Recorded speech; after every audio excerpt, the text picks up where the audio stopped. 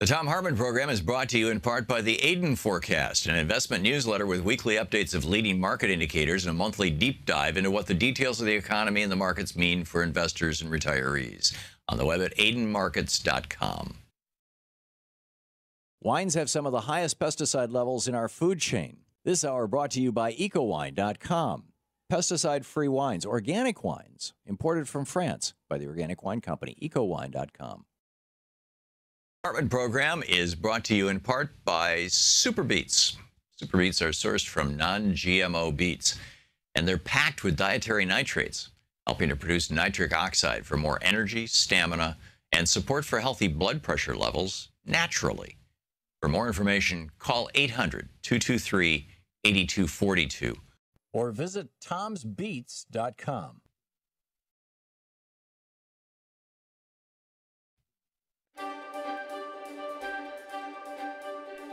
For the Thom Hartmann University Book Club today, we're reading Locked Down, Locked Out, Why Prison Doesn't Work and How We Can Do Better by Maya Schenwar, who is, or was, I believe she still is, the publisher, or the editor, rather, over at truthout.org. This is from the introduction, the very beginning of the book.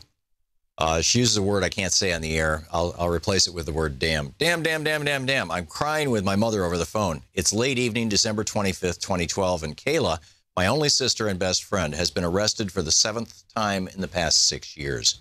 She's in jail again, and this time we're sort of hoping she'll stay there. If she asks, I tell Mom, I'm not bailing her out. Well, you know, we're not, Mom says, her voice low and far away, a weary echo of words uttered in months and years past. If she's in there, at least she'll be safe. Jail, we agree, may be the only place that can save Kayla's life, staving off her burning dependency on heroin. Neither of us acknowledges that regardless of whether Kayla stays clean while incarcerated, sooner or later she'll be getting out. Do we know what she's in for, I asked Mom. Does it matter? I think of Kayla cuffed and listless, being dragged through the doors of the Cook County Jail, catching the eyes of women she's known before in court, on the street, in juvenile detention, in jail, in prison. I wonder whether a part of her is relieved to be back.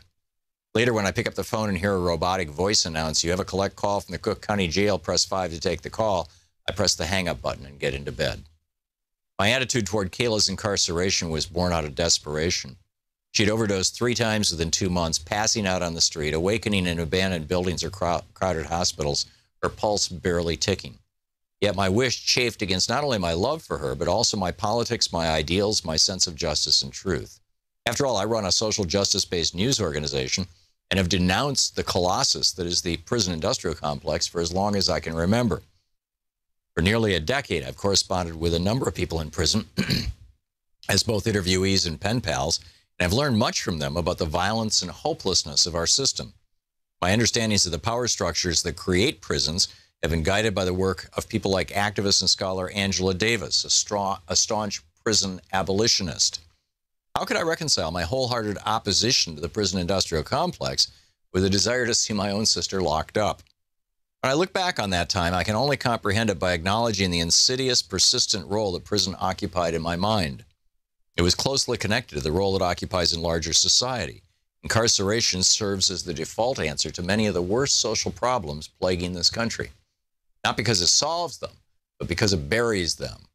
By isolating and disappearing millions of Americans, more than 2.3 million right now, making us the most incarcerated country on the planet, prison conveniently disappears deeply rooted issues that society, or rather those with power in society, would rather not attend to.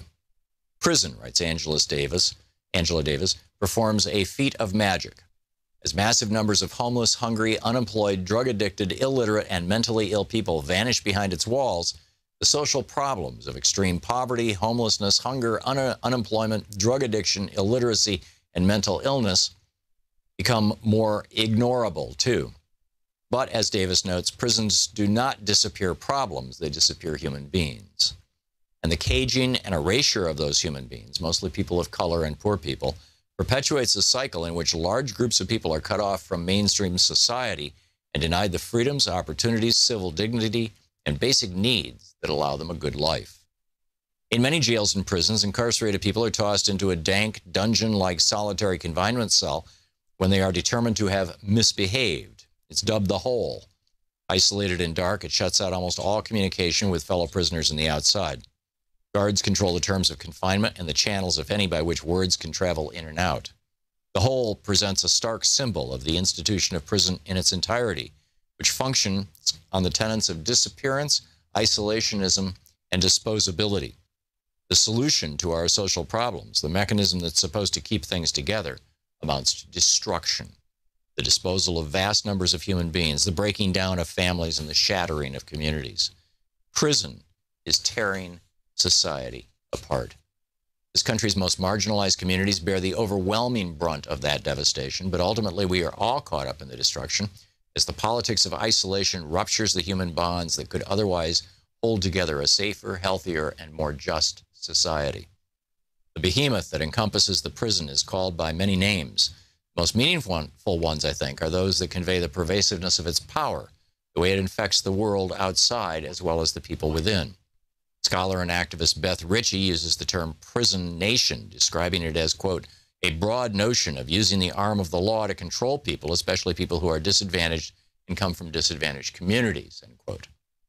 That control can take the form of prisons, jails, surveillance, policing, detention, probation, harsh restrictions on child guardianship, the militarization of schools, and other strategies of isolation and disposal, particularly deployed against poor communities of color, especially black communities. Others have used prison nation simply to demonstrate the system's vastness, how it infiltrates our culture and fuels our national politics, often in invisible ways. Prison industrial complex, PIC, is another key term. Rachel Herzing of the prison abolitionist group Critical Resistance defines it, and then she goes on through this. It's an extraordinary book, Locked Down, Locked Out by Maya Shen.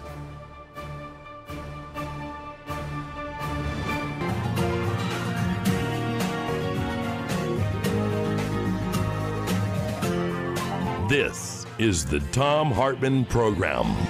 Greetings, my friends, patriots, lovers of democracy, truth, and justice, believers in peace, freedom, and the American way. Two simple changes to U.S. law, both things based in other laws that we already know and like, could solve most of America's gun violence problem. Writes this guy, Thom Hartmann, over on Alternet today. It just went up. It's very top of the page. Hang on just a second here. Sorry, my microphone fell. And we're getting it. We're getting it. There we go. Okay. Two simple changes to U.S. law, both based on other laws. Number one, treat all semi-automatic weapons in a similar way under the same laws as fully automatic weapons. See, back in the 30s, Tommy guns were a big problem. In the late 20s, early 1930s, we had prohibition. Alcohol was illegal. Thus, all these alcohol gangs, sort of like drug gangs, emerged. A predictable consequence of prohibition, although that's a whole completely separate conversation. But the alcohol gangs, the Al Capone groups and whatnot, they used the state-of-the-art at civilian killing weapons technology, which at that time was the Thompson machine gun and other types of automatic fire weapons, fully automatic weapons. We said, the nation, collectively, in 1934, with the passage of the Uniform Gun Control Act, or the National Gun Control Act, we said, no, we don't want automatic weapons on our streets anymore. And we banned them. And they are, actually, we didn't ban them. What we did is we said, you have to prove that you actually have a need and a use for this, and then you have to pass a fairly exhaustive background check. You have to submit your fingerprints and your pictures to the FBI and to the ATF, and and pay a $200 fee, and we'll give you a permit, and you can buy a gun. But very few people are so committed to owning a gun that they will go through, what is frankly, the same neighborhood of as much work as buying a house.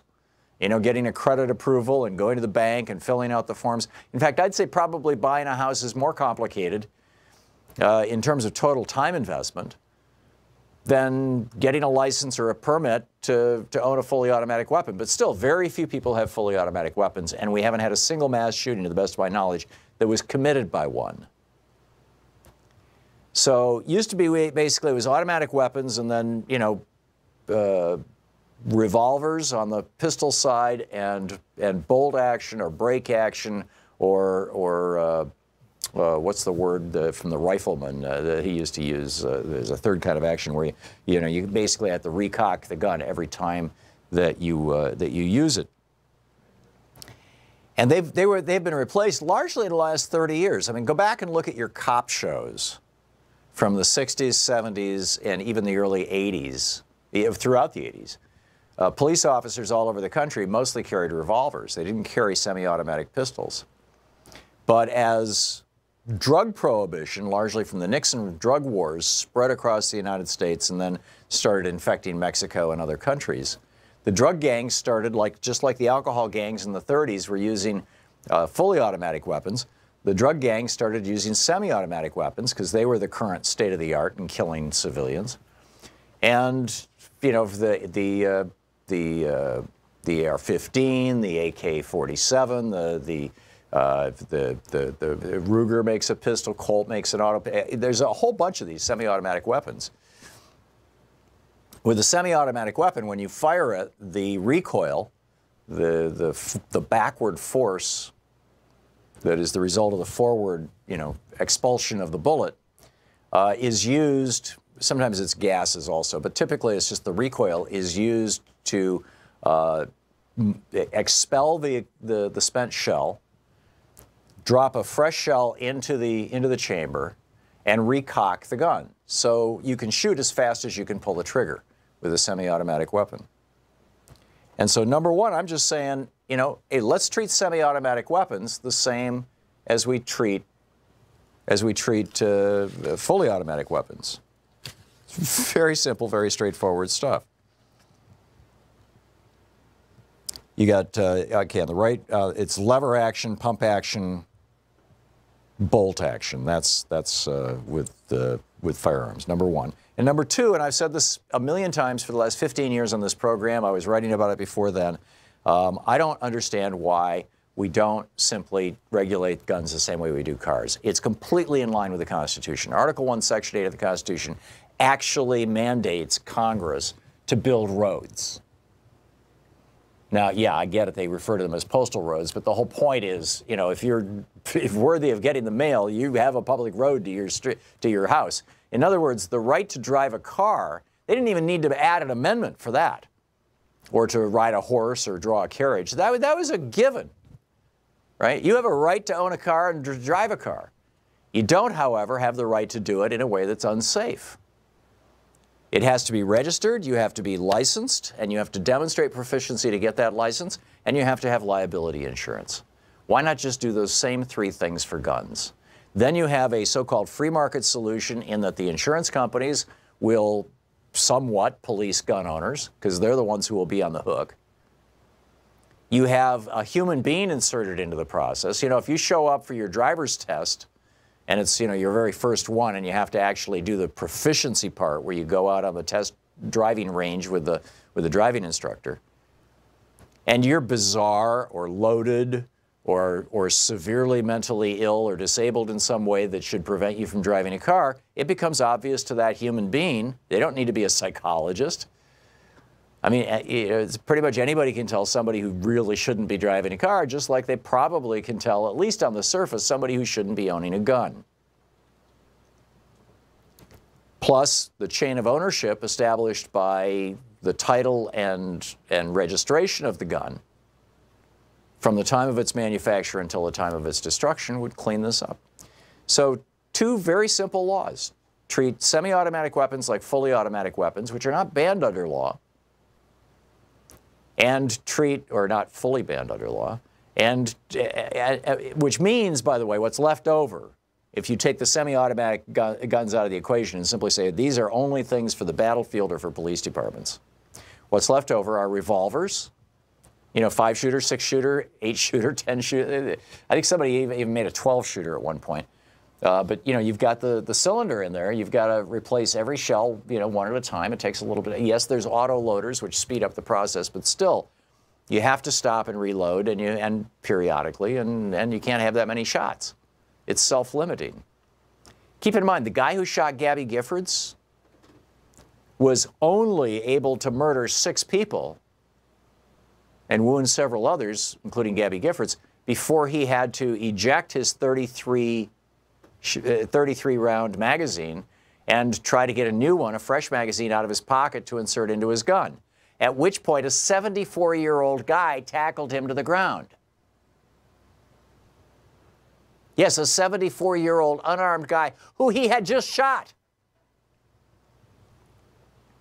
So this is just, this is not rocket science. If the only civilian pistol that could be used was a revolver, and the only civilian rifles that could be used were bolt action, lever action, and brake action. You know, you break the gun like a shotgun. You pull the shells out, put the new shells in. Lever action, like the old Rifleman TV show. You know, you crank this lever underneath the gun, and that ejects the spent shell and loads the, you know, inserts the new one and cocks the gun. You know, or bolt action, like the old military rifles, where you jack out the shell, the spent shell, and insert the new one. If all rifles were in those categories, you've got, you know, sports shooters, hunters, self-defense people. They all have weapons that they can use. Your right to bear arms is intact, and society is safer. What's wrong with this? Can you push any holes in this? This is the Thom Hartmann Program. And did you catch yesterday how Republicans, after they voted not even to have a debate about gun safety in Florida, then voted to say that pornography was an evil?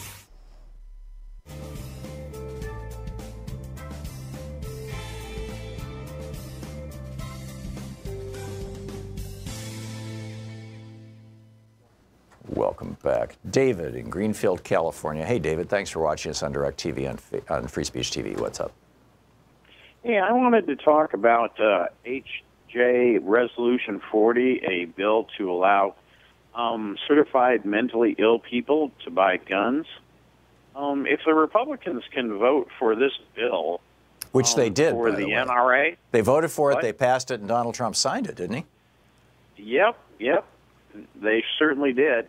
I'm wondering if they can pass this, is it possible for them to vote for any gun control laws whatsoever? Not as long as they're wholly owned by the NRA. The question is going to be, I think, frankly, I think it's going to probably take 3 or 4 years, but I don't think it's going to take much longer than that. The question is going to be how many Republicans are willing to repudiate the NRA and stop taking their money versus how many Republicans are going to hold fast to the NRA and get kicked out of office by Democrats or Republicans who are not beholden to the NRA. I really think it's going to be that simple. These kids are not giving up. They're not letting go, and they know who the enemy is, and the enemy is the NRA. I agree. In their minds, wholeheartedly. anyway. Yeah. So it's just, I think it's just a matter of time.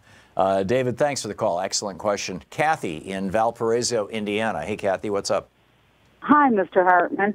I think the first time I called you was after Sandy Hook, but the reason I called today was there was a few days before this last mass shooting that Trump wanted to have a military parade. Right. The next thing we know, we're having a mass shooting, and I think what's going on is they're trying to make our public schools prisons and the teachers prison guards, which in turn institutionalizes everyone. Then they have total control. Wow. That's my theory. Yeah. That's a little over the top, Kathy. No offense.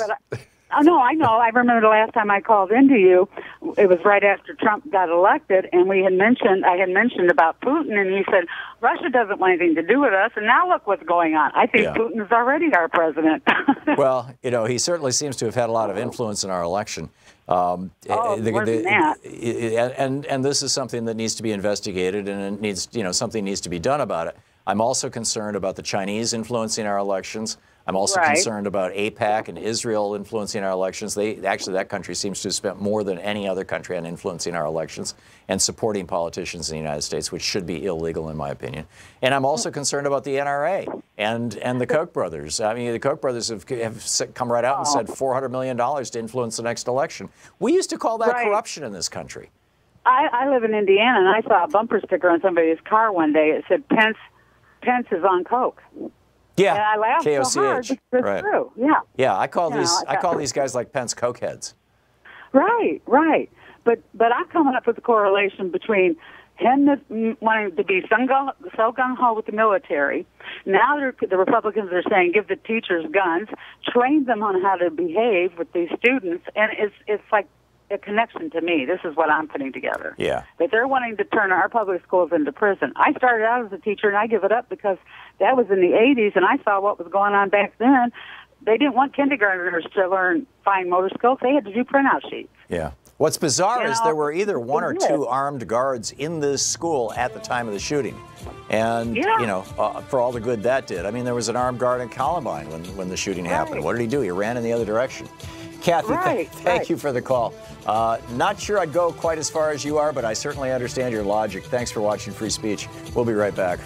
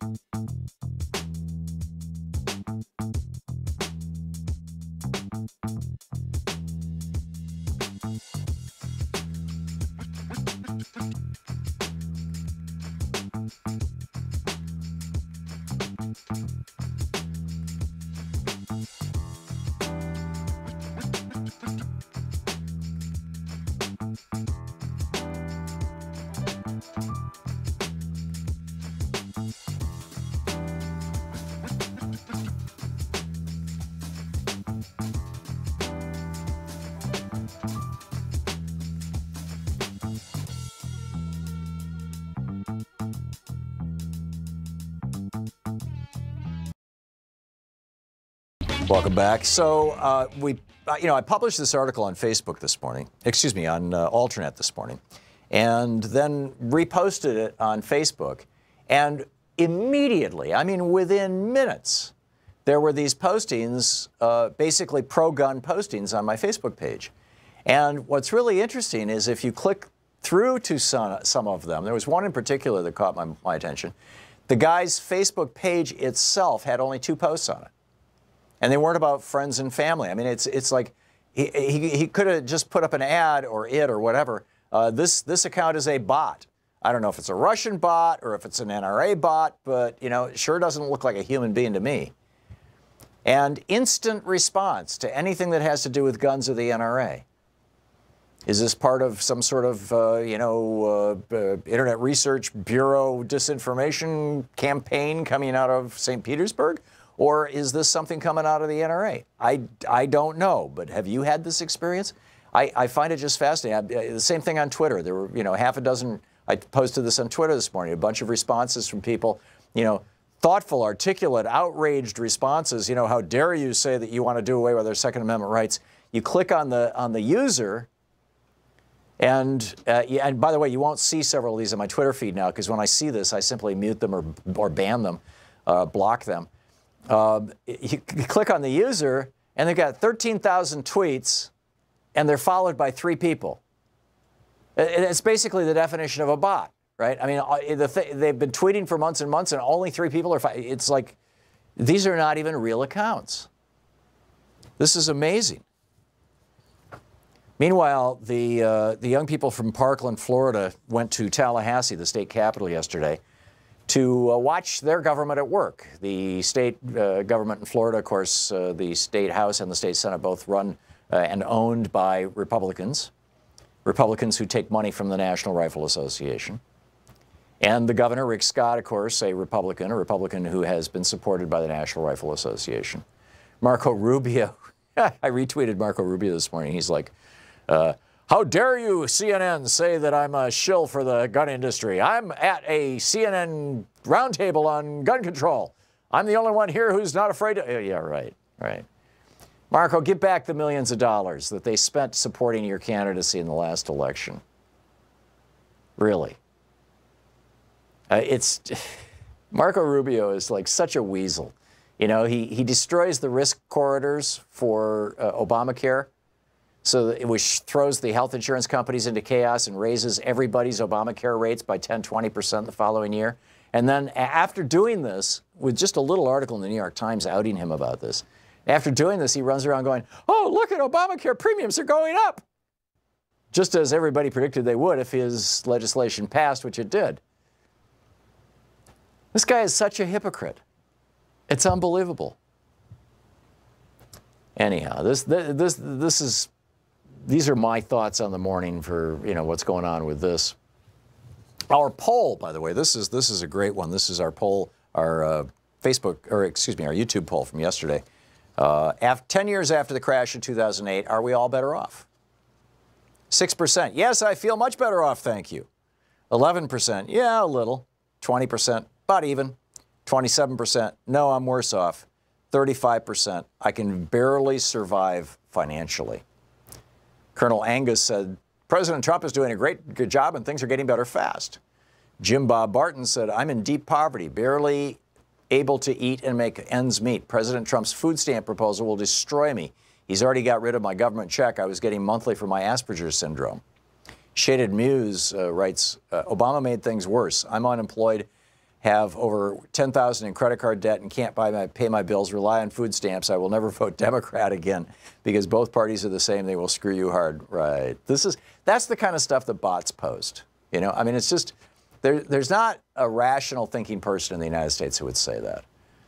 Either it's a foreign bot or it's just a generic bot. Or this, I mean, the Republican Party promotes this idea that both parties are the same so that people won't vote. Because they know that if they can discourage people from... Anyhow, that's what Shaded Muse says. Masquerade Girl says, lost 2 jobs during the Great Recession. No career in higher education despite 2 master's degrees. Experienced homelessness at age 62 when I could not find permanent employment. Today at 65, I'm working long-term temp assignments at $14 and $18 an hour. That's tough.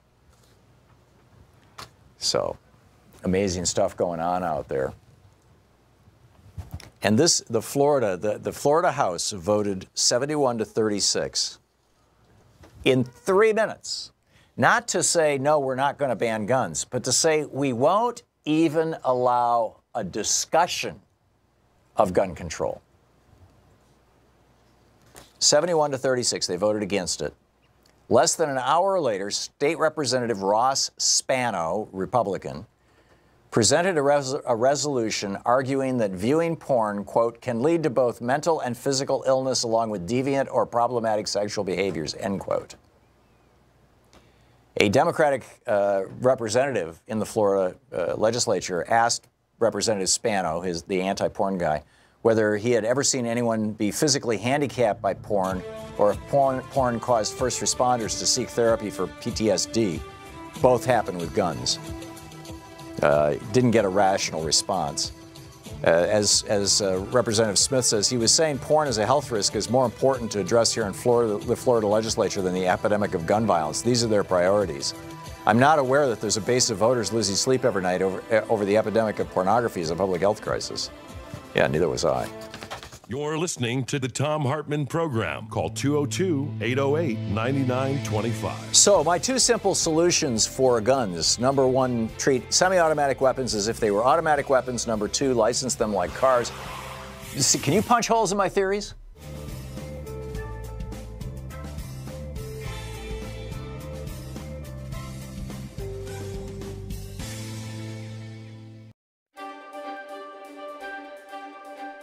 Thom Hartmann University Book Club. Today we're reading from The Fight for the Four Freedoms, What Made FDR and the Greatest Generation Truly Great, by Professor Harvey J. Kaye, who's a professor of democracy and justice studies at the University of Wisconsin, Green Bay. This is from the introduction, page 1. We need to remember what conservatives have never wanted us to remember and what liberals have all too often forgotten. Now, after more than 30 years of subordinating the public good to corporate priorities and private greed, of subjecting ourselves to widening inequality and intensifying insecurities, and of denying our democratic impulses and yearnings, we need to remember. We need to remember who we are. We need to remember that we are the children and grandchildren of the men and women who rescued the United States from the economic destruction of the Great Depression and defended it against fascism and imperialism in the Second World War. We need to remember that we are the children and grandchildren of the men and women who not only saved the nation from economic ruin and political oblivion, but also turned it into the strongest and most prosperous country on earth. And most of all, we need to remember that we are the children and grandchildren of the men and women who accomplished all that in the face of powerful, conservative, reactionary, and corporate opposition, and despite all their own faults and failings, by making America freer, more equal, and more democratic than ever before. Now, when all they fought for is under siege, and we too find ourselves confronting crises and forces that threaten the nation and all that it stands for, now we need to remember that we are the children and grandchildren of the most progressive generation in American history. We are the children of the men and women who articulated, fought for, and endowed us with the promise of the four freedoms. On the afternoon of January 6, 1941, President Franklin Delano Roosevelt went up to Capitol Hill to deliver his annual message to Congress. Just weeks earlier, he had defeated the Republican Wendell Willkie at the polls and won re-election to an unprecedented third term. But Roosevelt now faced a far greater challenge, one even more daunting than those he confronted in his first and second terms. Still stalked by the Great Depression, the United States was also increasingly threatened by the Axis power, Nazi Germany, Fascist Italy, Imperial Japan. And with war already raging east and west, Americans had yet to agree about how to respond to the danger. The president, however, did not falter. He not only proceeded to propose measures to address the emergency, he gave dramatic new meaning to all men are created equal, life, liberty, and the pursuit of happiness, we the people of the United States, a new birth of freedom, and government of the people, by the people, and for the people. FDR knew about crises, but he knew as well what Americans could accomplish even in the darkest of times. Born in 1882, he had grown up privileged, the son of New York Hudson River gentry. Yet long before becoming president, he had suffered serious defeats and setbacks, none more devastating than contracting polio in 1921 at the age of 39. The disease left him permanently unable to stand up or walk without assistance. However, supported by his wife Eleanor and other family members and friends, he had risen above the paralysis to become the most dynamic political figure in the United States. Moreover, his experiences and encounters in the course of doing so had reaffirmed and deepened his already powerful faith and confidence in God, in himself, and in his fellow citizens, all of which had enabled him, in the face of the worst economic and social catastrophe in the nation's history, to defiantly state that the only thing we have to fear is fear itself, and then go on to proclaim this generation of Americans has a rendezvous with destiny. Armed with this faith and confidence and propelled by the popular energies that his words and elections elicited, he determinedly pursued the initiatives of relief, recovery, reconstruction, and reform known as the New Deal. Together, president and people severely tested each other, made mistakes and regrettable compromises, and suffered defeats and disappointments. Nevertheless, challenging each other to live up to their finest ideals, Roosevelt and his fellow citizens advanced them further than either had expected or even imagined possible. Confronting fierce, conservative, reactionary, and corporate opposition, they not only rejected authoritarianism, but also redeemed the nation's historic purpose and promise by initiating revolutionary changes in American government and public life and radically extending American freedom, equality, and democracy. They subjected big business to public account and regulation, empowered the federal government to address the needs of working people, mobilized and organized labor unions, fought for their rights, broadened and leveled the we and we the people, established a social security system, expanded the nation's public infrastructure, improved the environment, cultivated the arts, and refashioned popular culture. And while much remained to be done, they imbued themselves with fresh democratic convictions, hopes, and aspirations. Standing before the American people and their assembled representatives that early January day, the president surely believed their rendezvous with destiny had come. He told them straightforwardly that Americans were now confronting a moment unprecedented in the history of the United States. A moment unprecedented because never before had American security been as seriously threatened from without. And he refused to appease those who threatened our nation's safety. The book is The Fight for the Four Freedoms by Harvey Kaye.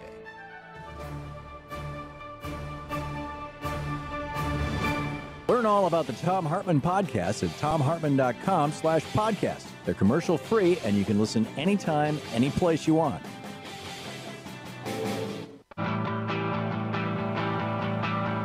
Welcome back. Thom Hartmann here with you. And to the extent possible, people who disagree with me go to the front of the line. Matt in Austin, Texas. It looks like you qualify for that. What's up?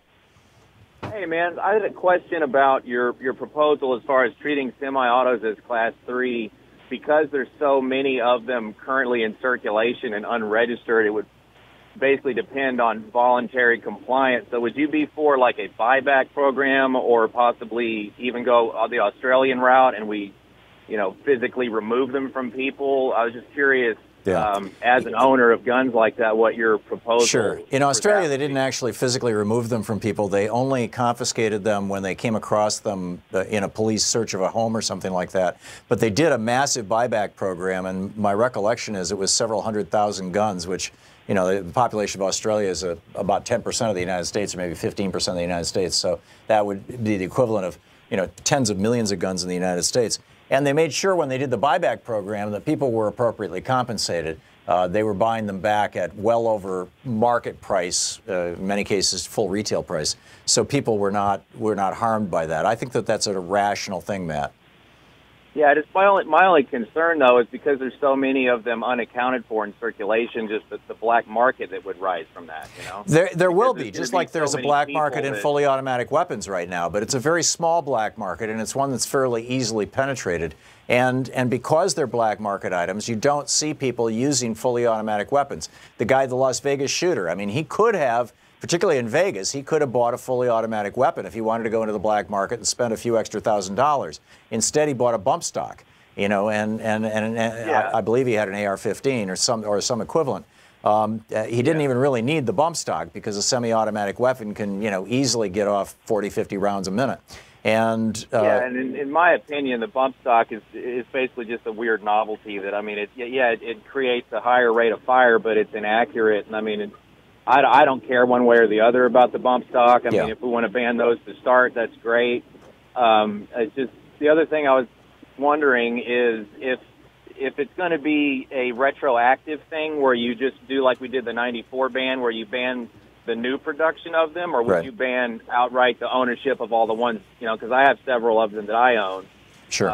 Would they be grandfathered in, or would I need to turn them in, or what? These are the things we need to discuss, Matt. The Florida legislature yesterday did not vote not to ban guns, or they voted not to have a debate, a discussion. They voted not to have the conversation that you and I are having right now. And the question that I would put to you, Matt, is the guns, you have semi-automatic weapons. If they're pistols or rifles, would you be just as well served for whatever your purpose may be, hunting, self-defense, sport? Would you be just as well served if you were to replace them with revolvers and bolt or lever or break action rifles? If you're talking solely about rate of fire, probably it would be somewhat of a hindrance. They say you don't need a semi-auto, and that's true if the other guy attacking you doesn't have one either. Really the only situation where you would need a semi-auto AR is if the guy coming at you had one and you needed to take him out before he took you and your family out. But but if they're banned universally, honestly, keep in mind, this is in the 60s, there were pretty much very, very few semi-automatic weapons out there. Jack Kennedy was killed with a bolt-action rifle. Right. Yeah, and that's the thing. If someone wants to commit the act, they're going to do it with whatever means they have available to them. Another question I have for you. Okay, say that they made variants during the '94 ban. They made variants of AKs and ARs that were pump action. Right. So instead of a gas piston and auto reloading system with the gas piston, you just cranked it back like a shotgun. Yep. Would you be I'm okay fine with that? I'm fine with that. Here's what's informing my thinking, Matt. The Gabby Giffords shooting is not the only case where this happened. I believe the same thing happened in the Aurora, Colorado theater shooting, although I could be wrong, but I know it's happened in other situations. That guy had a semi-automatic handgun with a 33-round clip, magazine in it.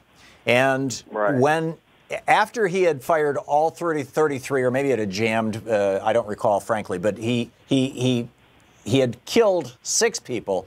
He had wounded several others, including Gabby Giffords, and he had to reload his gun. He ejected the cartridge onto the magazine onto the ground, and as he was fumbling in his pocket for the new magazine to jam it into the gun, that's when a 74-year-old guy who he had just shot jumped on him and held him to the ground and stopped the mass killing. If the mass, see, for a duck hunter, for a deer hunter, for self-defense, for sports shooting, having to work that pump action, having to work the bolt action, having to break the thing open and reload the shells, whatever it may be, is, it slightly slows you down, but it doesn't diminish the sport. It doesn't diminish your ability to be lethal in the field. This was the state of the art for hundreds of years. What it does do is make it easier for you to be stopped if you are in a warfare situation, and that's why I'm not suggesting these rules be applied to the military, or B, if you are an active shooter trying to kill as many people as possible. And if you have to pause between every shot, or at least between every 6 or 7 or 8 shots, in order to reload or to recock, essentially, you are more vulnerable to being stopped by one of the civilians that you're trying to murder. And that makes sense to me. Well, one more question before I go. So if you could have one option or the other legislatively, would you rather limit magazine capacity or limit the action of the firearm as far as semi-auto or single shot or something like that? Well, limiting magazine capacity is the easy one. I mean, that's what we did from 1994 to 2004. The maximum magazine capacity, I believe, during that period of time was 10 rounds. You probably know better than I. Might have been 12, but it was fairly limited, relatively speaking. I mean, 10 rounds that can be fired as rapidly as you can pull your trigger is still a hell of a lot of firepower, and way beyond anything that even the guys fighting in World War II, well, not necessarily World War II, maybe World War I, whatever. So that doesn't require as much heavy lifting. Banning entire categories or shifting entire categories of guns out of the lightly regulated category and into the more heavily regulated category, along with fully automatic weapons, that's going to be a major legislative accomplishment. Well, I think for your side, that might be an easier way to go, because there's a lot of guns that are manufactured that don't offer a magazine small enough to fit those rules. Because, in my truck right now, I've got a Springfield XD, and the factory magazine is 13 rounds. So, I mean, right. That would be a roundabout way to ban that gun, because no one makes a mag small enough to use it. That's interesting. I didn't know that. Yeah, I mean, this is my main point in this conversation, Matt, is not so much to draw out lines in the sand, other than the line that, damn it, we need to do something, and for the Florida legislature, the Republicans in the Florida legislature, to vote literally not to have a discussion. This was not a vote on a vote. This was a vote on debate. Not even to have a discussion is just so wrong. There are rational and reasonable gun owners like yourself who may disagree with the positions that I'm taking. I think that it's marvelous that we can have that conversation, and I wish our legislators were not so afraid of the National Rifle Association that they weren't willing to even have the conversation. Matt, thank you for listening to SiriusXM. Thanks for the reasonable call. Richard in Evanston, Illinois. Richard, what's on your mind? Well, yesterday you had a caller, and they said they talked to a representative and said you could make a bump stock with a rubber band. And so I started looking into it, and I found out something that is totally surprising to me, and that is the ATF, in around 2009, outlawed bump stocks. And anybody can look it up. And the device was called the Atkins Accelerator. So the president says this order, well, it's already been done. They initially approved this thing, and it functions precisely the same way as this bump stock device that's currently in the news. Right. And I was blown away to find that. So, well, I think that what Trump has gone for is the low-hanging fruit. I don't think that the bump stocks are made by big weapons manufacturers that have, that give the NRA lots of money and lobby members of Congress themselves. Well, you know what? Tom, I'm sorry, I didn't mean to interrupt. You know what I think he's really doing is he's just, this is a delaying action. He's hoping that as the news cycle will change in a few days and everybody will forget. And I think that's what this really is, because, as I said, all he has to do is say outlaw. And I read the ATF rules on it, and it's anything that modifies a gun to a machine gun is illegal, but they allowed this anyway. And as I say, they already decided with the Atkins Accelerator not to do it. and it was made on a Ruger gun. So it's, I mean, I'd love to hear that. I just don't understand why the ATF approved this thing in the first place, and while it already had a precedent. So, yeah, and given that precedent, Richard, it would be a fairly easy matter for Donald Trump to simply direct the ATF to expand that ban for devices that modify guns. Essentially, I think the whole thing about the bump stock is that because it fits around the gun rather than being screwed onto the gun. It's not physically permanently attached to the gun. You basically snap it on. Whereas I'm guessing that. Go ahead. No, it's not true. They replace the stock with the stock that allows the entire gun to the receiver and the barrel and all this stuff to slide backwards sufficiently to reset the trigger, and it happens so quickly that it really is a modification. I mean, they may have been what they hung it on, but the thing they've already outlawed is exactly the same. And you're 100% right. That's the question that should be asked of the president. Why don't you just say they're outlawed? If you'd like to sign your damn orders, sign the damn order. Right. Instead of trying to delay it so that we'll all forget. And see, I'm guessing that's what he's going to do, Richard. And then he's going to declare victory and say, let's all go home. Yes. Yeah. And the problem still is here. I mean, the only mass shooting that's involved a bump stock, to the best of my knowledge, in the last decade was Las Vegas. It's not like we have an epidemic of bump stock problems. So it's an evil, but it violates the law. There's that too. There's that too. Richard, thanks for the call. Thanks for listening to WCPT. We'll be right back. You're listening to Thom Hartmann. Visit thomhartmann.com for audio and video archives. Boy, the Parkland students are really ripping up the pavement out there. They are holding their press conference in Tallahassee right now. We'll be right back.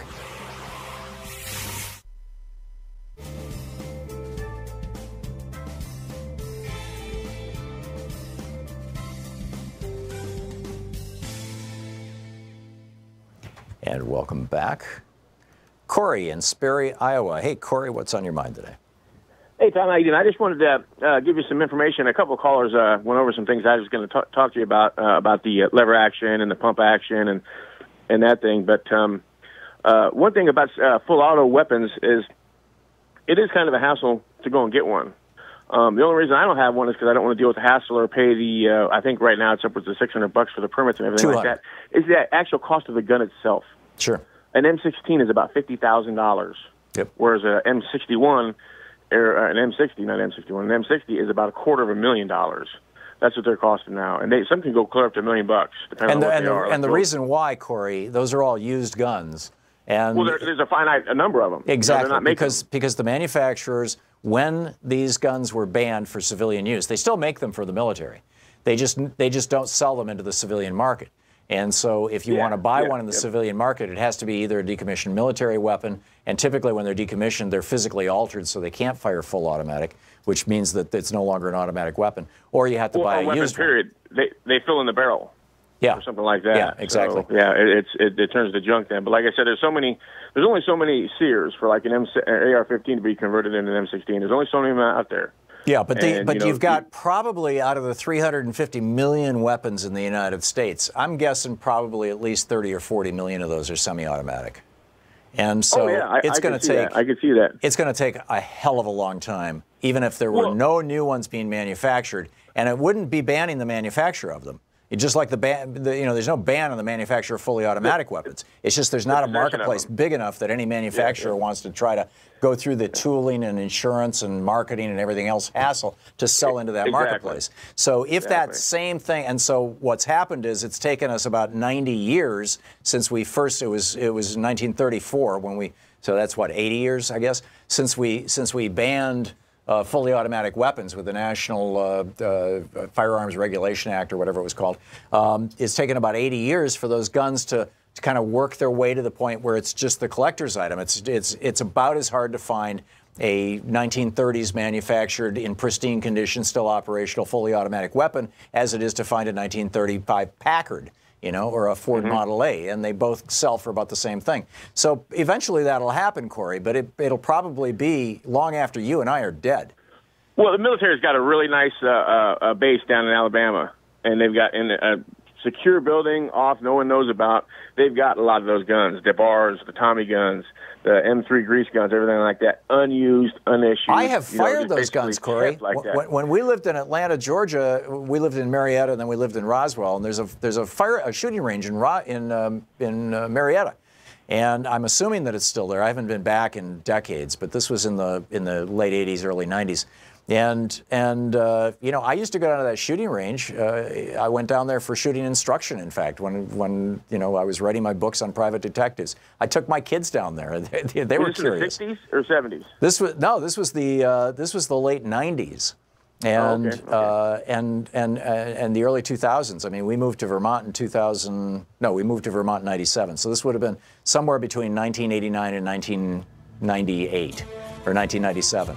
And they had a Thompson machine gun. I fired it. It was expensive. It's like $200 just to rent it for an hour. They had a fully automatic Uzi. They're fairly easy to find on shooting ranges. They had a fully automatic military weapon of some sort. I'm not sure exactly what it was. It's been a lot of years. But, you know, yeah, they're out there. They're around. But as you point out, they're expensive. Corey, I got to run, but thanks for the call. We'll be right back.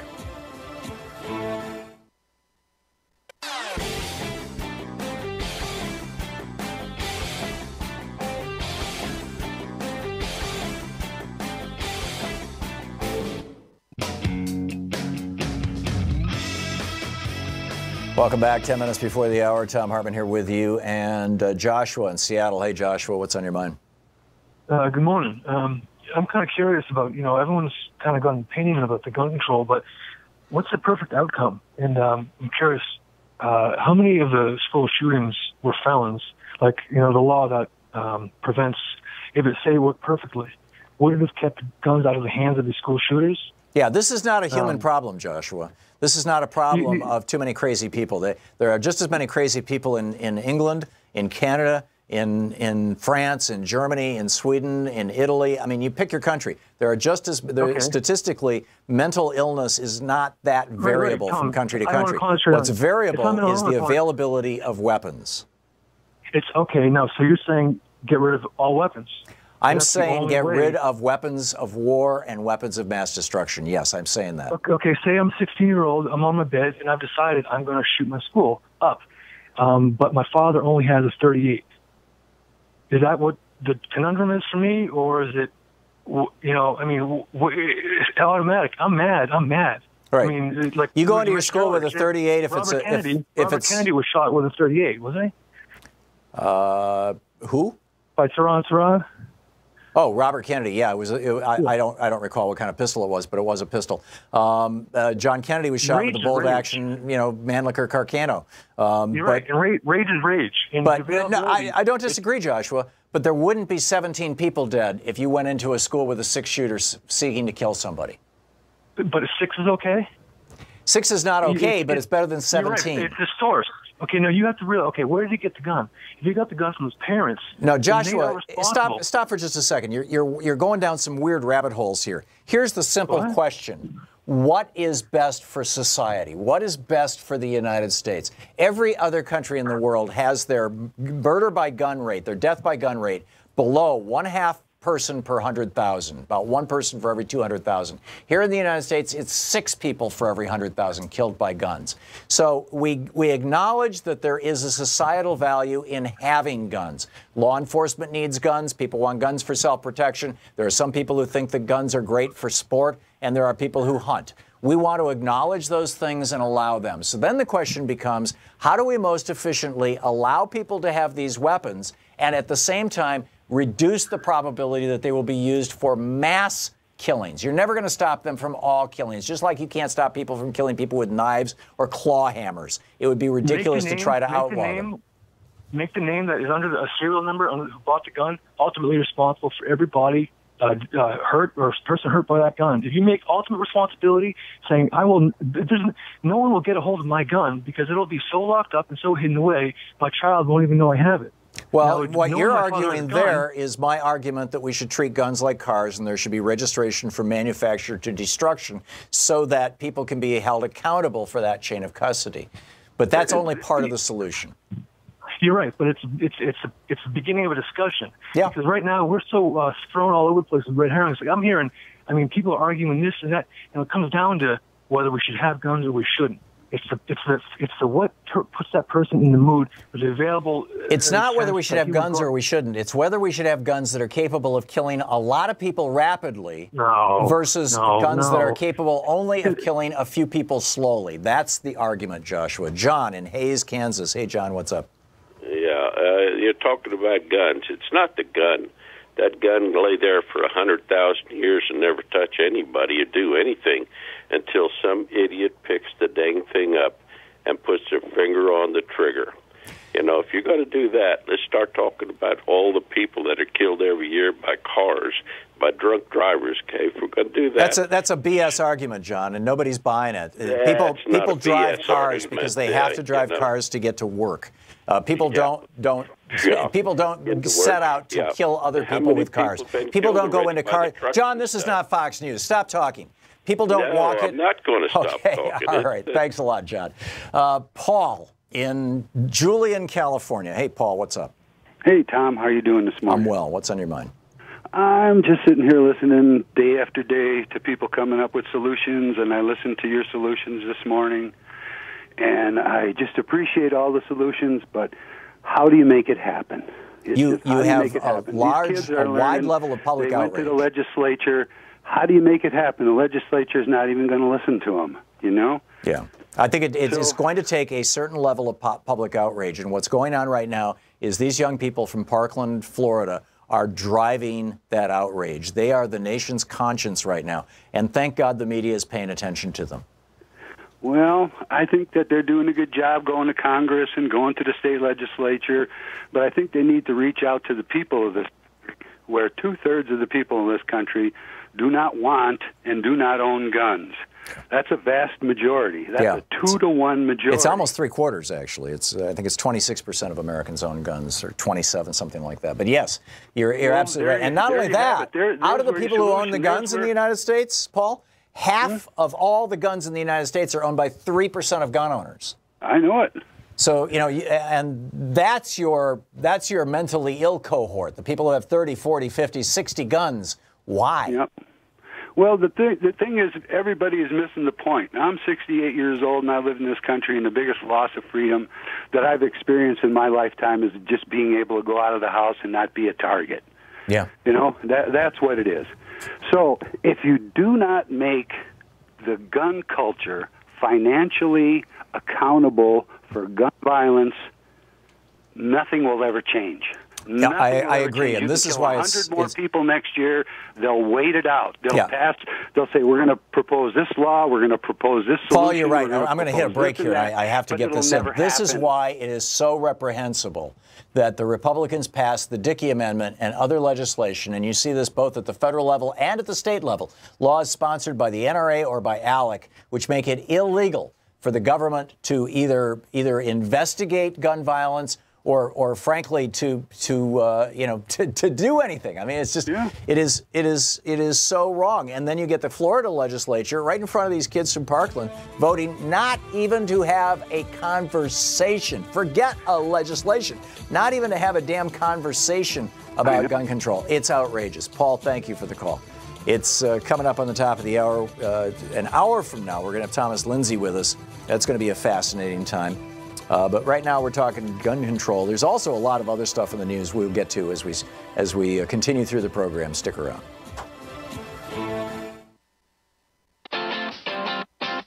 You're listening to Thom Hartmann.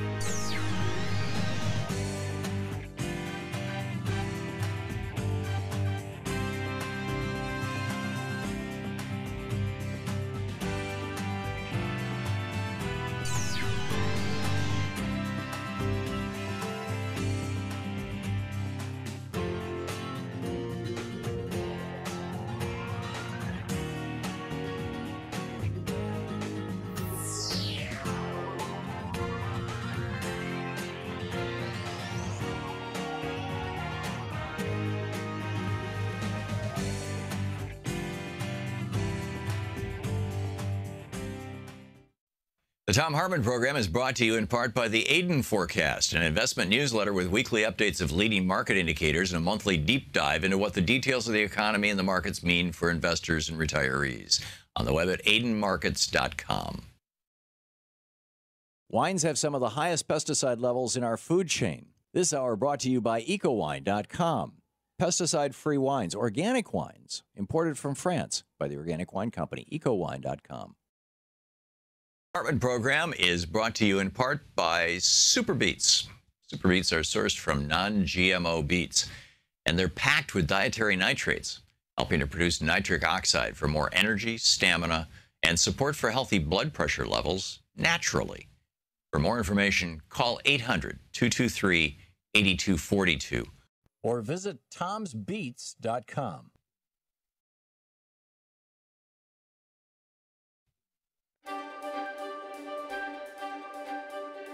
Today in the Thom Hartmann University Book Club, we're reading from the Thom Hartmann Reader. This is page 266, the chapter, The True Story of the Boston Tea Party, excerpted from Unequal Protection.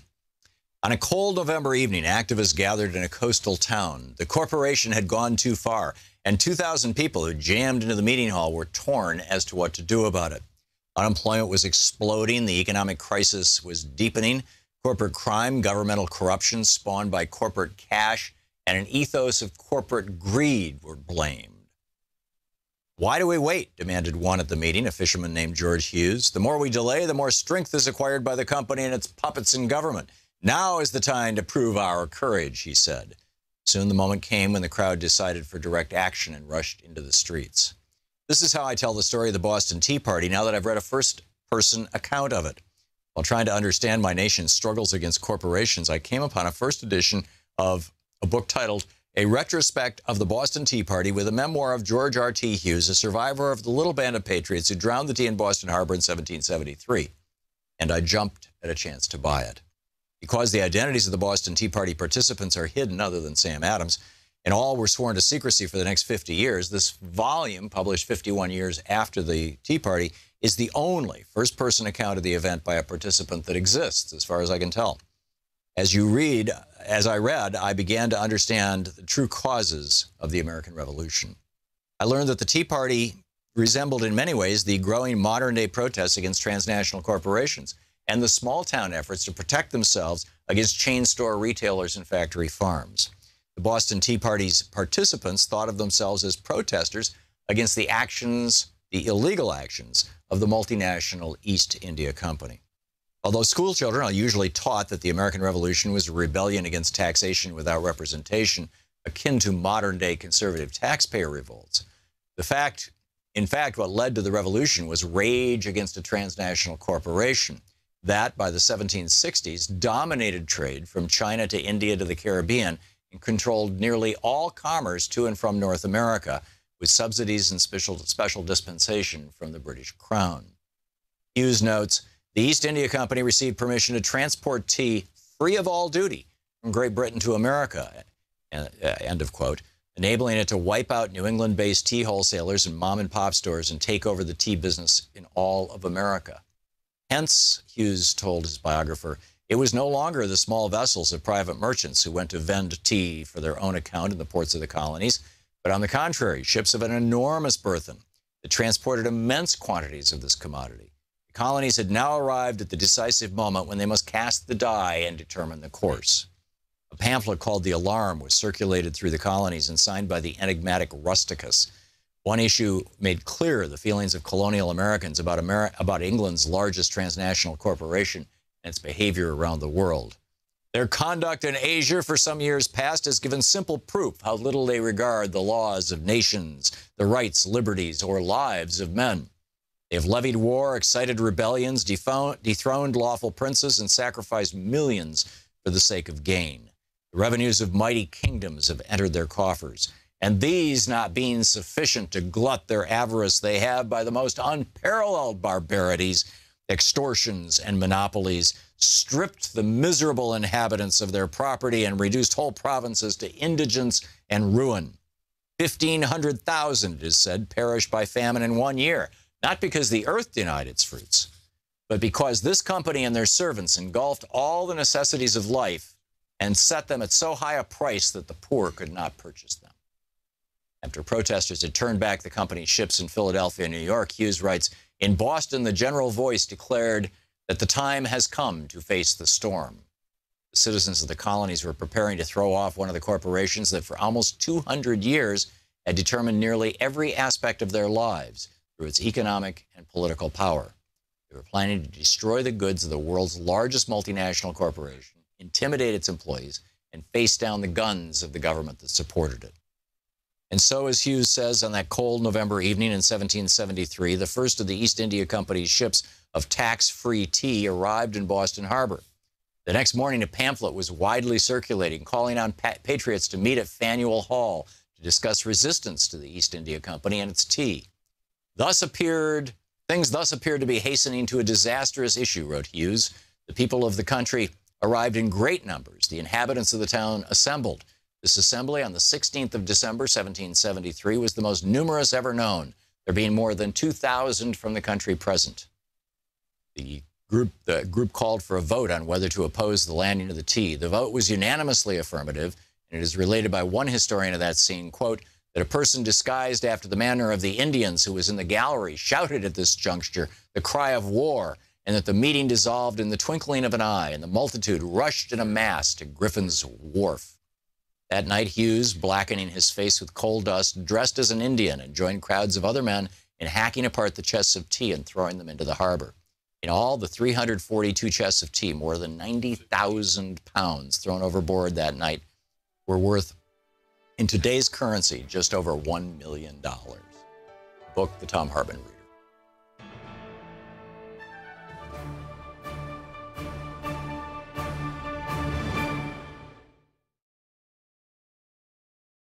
For to extinction.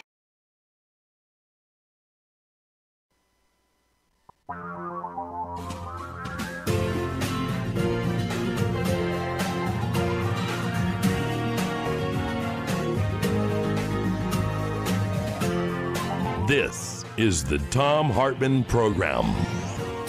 Welcome back. Thom Hartmann here with you. And, whoops, hang on just a second. Got to make everything work here. Owen in North Fort Myers, Florida. Hey, Owen, what's on your mind? Hi. Thanks for listening to Sirius XM. Long-time listener, first-time caller. Thank you. I'm a gun owner, and I have a concealed weapons permit, and I live in recovery from major mental illness. Mm-hmm. And I support common sense gun reform. But I take issue with the constant blaming of people with mental illness. The facts clearly state that people with mental illness are more likely to be victims than perpetrators. And I mean, I've been living in recovery for 30 years, and I live basically a normal life. Fortunately, medication works for me, and I learned a long time ago that I have to take my meds. I can't just not take them. But I don't know. It bothers me that the first thing that comes out of anybody's mouth is, oh, he must be mentally ill. The mentally ill are doing all this stuff, and that's not necessarily the case. Yeah. Mental illness is a large net to throw. I agree with you, Owen. The law that included that got blown up by Trump and friends, specified some of the things that were considered that. And it wasn't just mentally ill, it was also criminals, people who had been involved in domestic violence, people who had abused their spouses or their children, things like that. I get all that. And then, I forget the guy's name, but the guy who shot up the theater in Colorado, he was, with the bright orange hair and whatnot. It turned out he was schizophrenic, as I recall. At least somebody who, now what that law would have done was you had to be so profoundly mentally ill that you were unable to work. And that the Social Security Disability Administration had actually certified that, a process that typically takes over 2 years. So would you not agree with me, Owen, that somebody who is so crippled, so disabled by their mental illness that they literally can't show up for work, regardless of how undemanding the job may be, that person probably has no business carrying a gun? I would agree with that. That was what the law was that got overturned by the Republicans. I just don't like the blanket label. Yeah, You no, know, I get my it. psychiatrist knows I own a gun, and he doesn't. It's fine, you know, because Sure. he trusts me. He knows that I'm responsible, and it's not an issue. So, you know, anyway, that's my 2 cents. Okay, thanks a lot, thank Owen. you. Good to hear from you. Ralph in Knoxville, Tennessee. Hey, Ralph, what's up? It's Larry from California. I'm sorry? Say it again? Larry from California. Oh, really? Okay. So you're not Ralph. I'm going to have to put you on hold. And number one, and number two, you were on speakerphone. I could hardly hear you. That's line one, Arthur, if you want to find out what's going on there and why it's not reading right. Kitty in Boca Raton, Florida. Hey, Kitty, what's on your mind?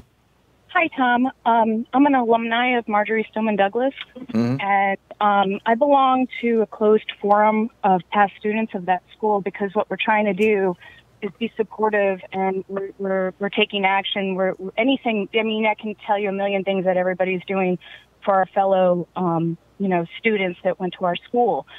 One thing that, other than the gun topic, is that now we have out there on the internet this was a false flag operation. These are crisis actors, that kind of thing, like they did with Sandy Hook. Yep. And what we realize is that this is probably coming from Russia, so that they can sow discord with Or our the people NRA, again. or both.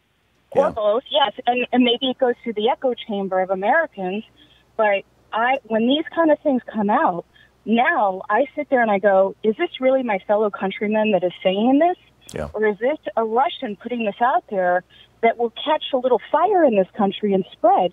But where is the source coming from? Because when you have Russians that pit Black Lives Matter people against white nationalists, and they have these riots in our streets, and we know for a fact that it was them starting a lot of these problems that we had all last year between Black Lives Matter, which came from other tragedy. It came from kids being shot as well. And these were people that were really trying to do something positive. They weren't saying only Black Lives Matter. They were saying Black Lives Matter as much as everybody else's lives.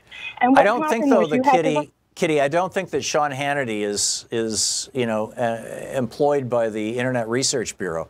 This went on to Fox News that fast. And that, Fox News is going to vet. They don't want to be, patsies for Russia. We have, yes, the problem of Russia and frankly other countries. There's some rather startling reports of China is doing this kind of thing as well in the United States.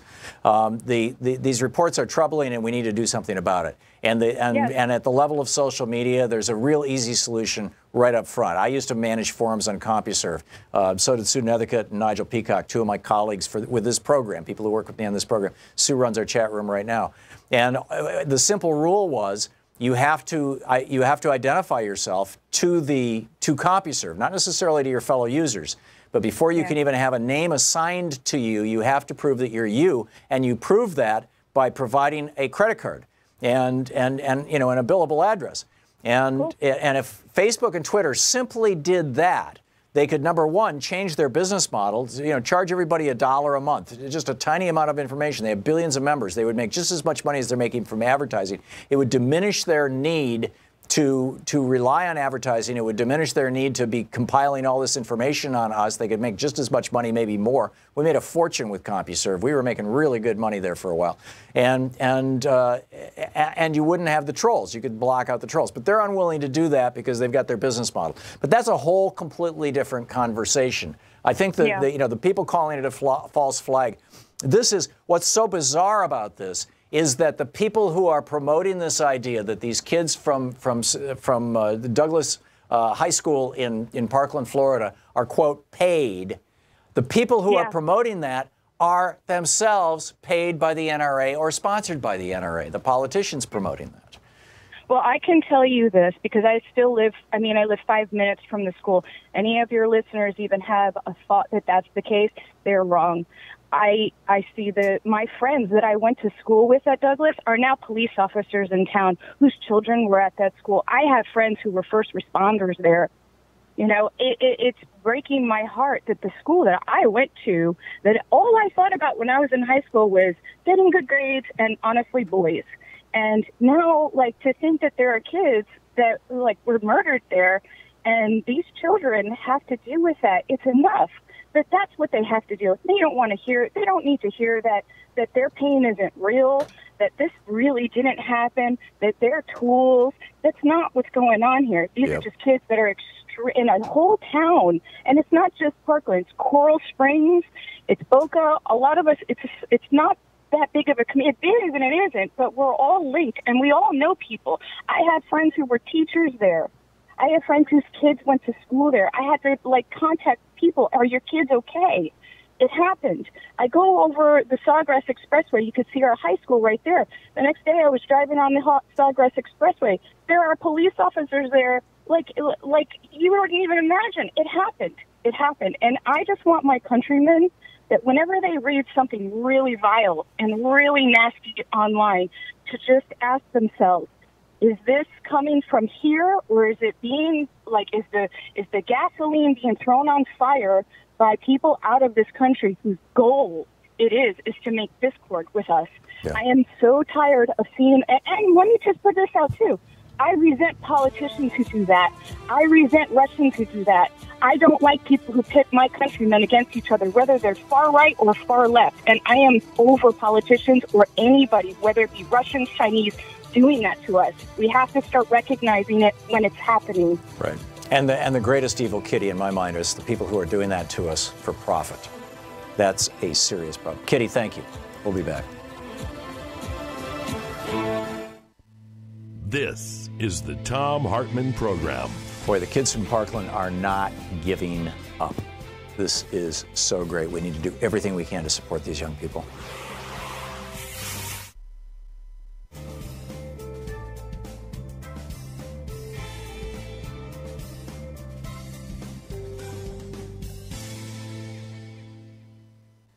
And welcome back. Roger in Pepperell, Mass. Hey, Roger, thanks for watching Free Speech TV. What's on your mind today? Well, I think people are outraged. And my real question is, the NRA, how many members exactly are there? I don't know. My idea, really, I mean, the NRA, there's probably a lot of members in there now that are fed up. Why can't we, it's not an exclusive club. Why can't we take over the NRA, change the officers in the NRA, and make them demand that things change? Because I believe, I may be wrong on this, but I don't think so. I don't think that the members of the NRA any longer vote on its leadership. I think that's all done by the executive board or the board of directors. And so the NRA is completely out of control. Well, maybe. I shouldn't make a categorical statement because I haven't been a member of the NRA since 2008, so I don't know. But if that's the case, it's an idea. Why can't we? I mean, maybe you can't. Well, you know, if I could successfully mobilize 4 or 5 million Americans to join the NRA, and the idea that we would then take it over, probably what would happen is, as we all started joining it, the NRA would proclaim the rules. Yeah, they would. Yeah, well, not only that, they would also proclaim that, hey, we're having an explosion of membership. Look at how wonderful things are. You all should join.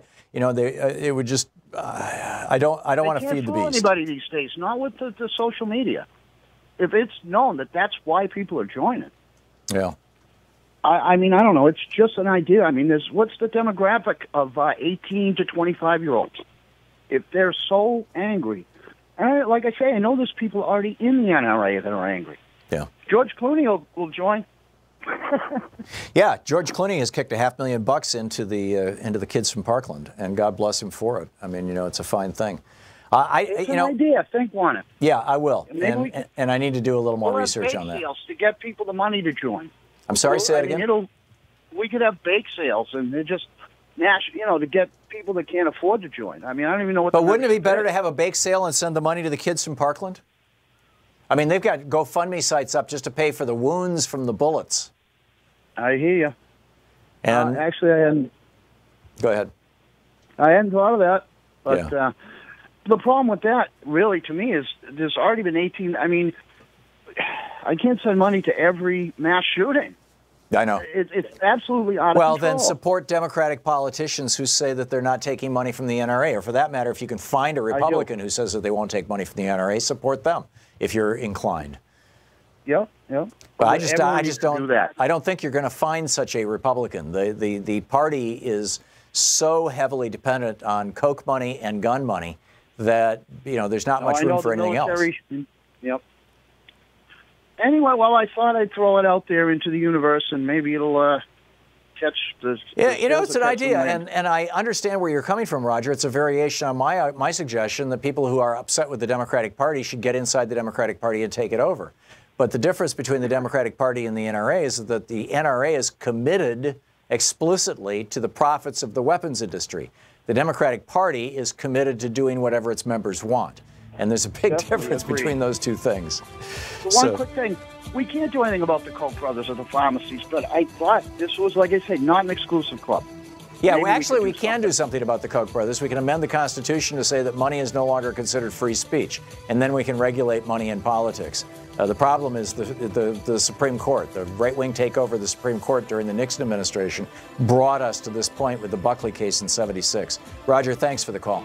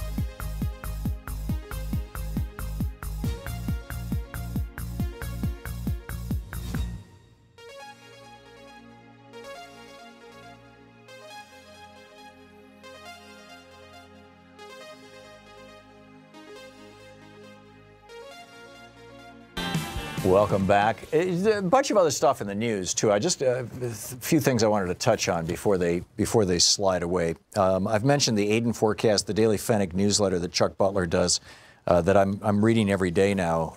I get this from subscribing, and he's talking about a newsletter, investmentresearchdynamics.com. And how they're pointing out that the stock market really should have fallen a lot more than it did. And the reason it stopped falling was because of the plunge protection team, the PTT.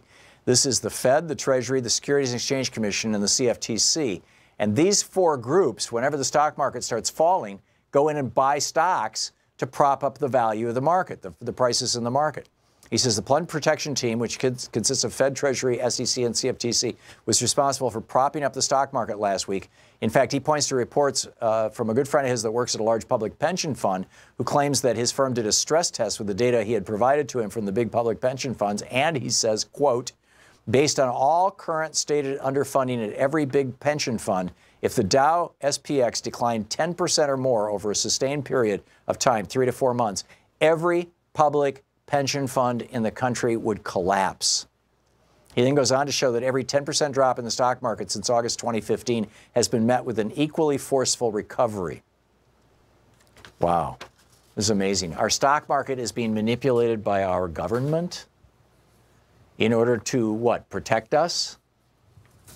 This is totally amazing stuff. Anyhow, Larry in Lancaster, California. Hey, Larry, you want to disagree with me? Yeah, Tom, if guns are the problem and it's not a mental issue, how come in Switzerland just about every household has a rifle, machine gun in their household and they're not shooting up nobody? I don't understand your logic. Well, you believe it's the guns, Can you turn him up a little, Sean? I can hardly hear him. Oh, he's all the way? Larry, can you speak up? Or take me off speaker if that's what it is. I can't quite hear what you're saying. you believe it's the gun, and it's not the users using the gun. No, I'm not saying that, Larry. I would never say that. I believe it is when a person who has the intent to kill as many people as possible is given a weapon that allows him to kill a lot more people than normal, then you've got a problem. It's why we outlawed shoulder-fired rocket launchers. It's why we outlawed mortars. It's why we outlawed private ownership of tanks and machine guns and other weapons of war. It's why you can't own mines and plant them, around your yard. I mean, there's right. But if you look at all these shooters, every one of them had a mental issue problem, or they we don't were know on that, some Larry. type of drug. We don't know that. This guy Nicholas, he had all kinds of issue problems, and nobody did anything about Anybody it. who's going to shoot up a bunch of people has a bunch of issues. There's no doubt about that, Larry. But why do we want to live in a society where, unique among the world, right? We are the only developed country in the world that has more than one gun death per 200,000 people. We have one gun death for about every, 6 out of 100,000 people would be about 1 out of every 20,000 people, 22,000 people. We are unique in the world. This is American exceptionalism. We allow people who want to kill other people to not just have a gun that can do it, that has 6 shots in it or 7 or 8 shots in it or a knife, but we give them, hundreds of rounds of ammunition and a bump stock. How screwed up is that, Larry? It's not screwed up to the people that are sane. It's just the ones that don't. What sane person wants a gun that can kill, 100 people in 2 minutes? Because there's a lot of other reasons to have the gun. Like what? You could go hunting with the AR-15. If you do, you're not a sportsman. You're not a hunter, Larry. You're the same kind of person as the guy who drops dynamite in a pond to gather fish. That is not. You can shoot one that is not round sporting. anytime you want. You can shoot one round. You don't have to pull the trigger as many times as you want to. No, but you can, Larry, you're obviously not a hunter. Any hunter. No, you don't know. Yes, I am. You don't know nothing about the AR-15. It only shoots one round if you pull the trigger once. Gee, what a surprise! The same is true of a Thompson machine gun. But the fact is that it is capable of killing a lot of people. You had 17 people murdered in 7 minutes in Parkland, Florida. That would not have happened if that AR-15 or a comparable weapon had not been available in the civilian market. And it is not available in the civilian market in any other developed country in the world. And guess what? They have a fraction of the gun violence that we do. Larry, your argument is nonsense. Steve in Spokane, Washington. Hey, Steve, what's up? Hey, I'm a retired licensed mental health counselor, which means I had a master's degree and passed a test. Right.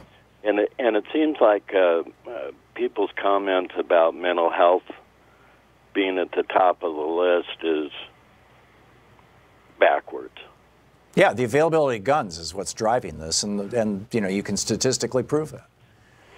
So it used to be, when you had a number of parents in the home, that was the first line of defense if a child's having or a teenager is having problems.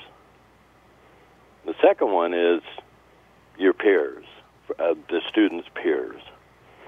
And while I live in Davenport, which is much smaller, and the peers looked at social media, and they notified the school officials and the sheriffs that... Steve, I'm sorry, we're out of time. You're listening to the Thom Hartmann Program. Call 202-808-9925. I'm sorry, Steve, we missed that break. We'll be right back.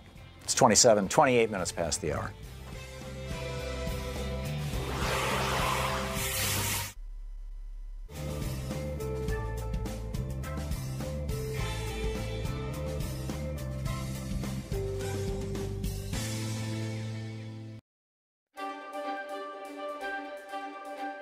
It's the Thom Hartmann University Book Club. Today we're reading from Naomi Klein's brilliant new book, This Changes Everything. This from the introduction. A voice came over the intercom. Would the passengers of Flight 3935, scheduled to depart Washington, D.C. for Charleston, South Carolina, kindly collect their carry-on luggage and get off the plane? They went down the stairs and gathered on the hot tarmac. Then they saw something unusual. The wheels of the U.S. Airways jet had sunk into the black pavement as if it was wet cement. The wheels were lodged so deep, in fact, that the truck that came to tow the plane away couldn't pry out loose. The airline had hoped that without the added weight of the plane's 35 passengers, the aircraft would be light enough to pull. It wasn't. Someone posted a picture. Why is my flight canceled? Because D.C. is so damn hot that our planes sank 4 inches into the pavement. Eventually, a larger, more powerful vehicle was brought in to tow the plane, and this time it worked. The plane finally took off 3 hours behind schedule. The spokesperson for the airline blamed the incident on very unusual temperatures. The temperatures in the summer of 2012 were indeed unusually hot, as they were the year before and the year before, and it's no mystery why this has been happening. The profligate burning of fossil fuels, the very thing that U.S. Airways was bound and determined to do, despite the inconvenience presented by a melting tarmac. This irony, the fact that the burning of fossil fuels is so radically changing our climate that it's getting in the way of our capacity to burn fossil fuels, did not stop the passengers of Flight 3935 from re-embarking and continuing their journeys. Nor was climate change mentioned in any of the major news coverage of the incident. I'm in no position to judge these passengers. All of us who live high consumer lifestyles, wherever we may happen to reside, are metaphorically passengers on Flight 3935. Faced with a crisis that threatens our survival as a species, our entire culture is continuing to do the very thing that caused the crisis, only with an extra dose of elbow grease behind it.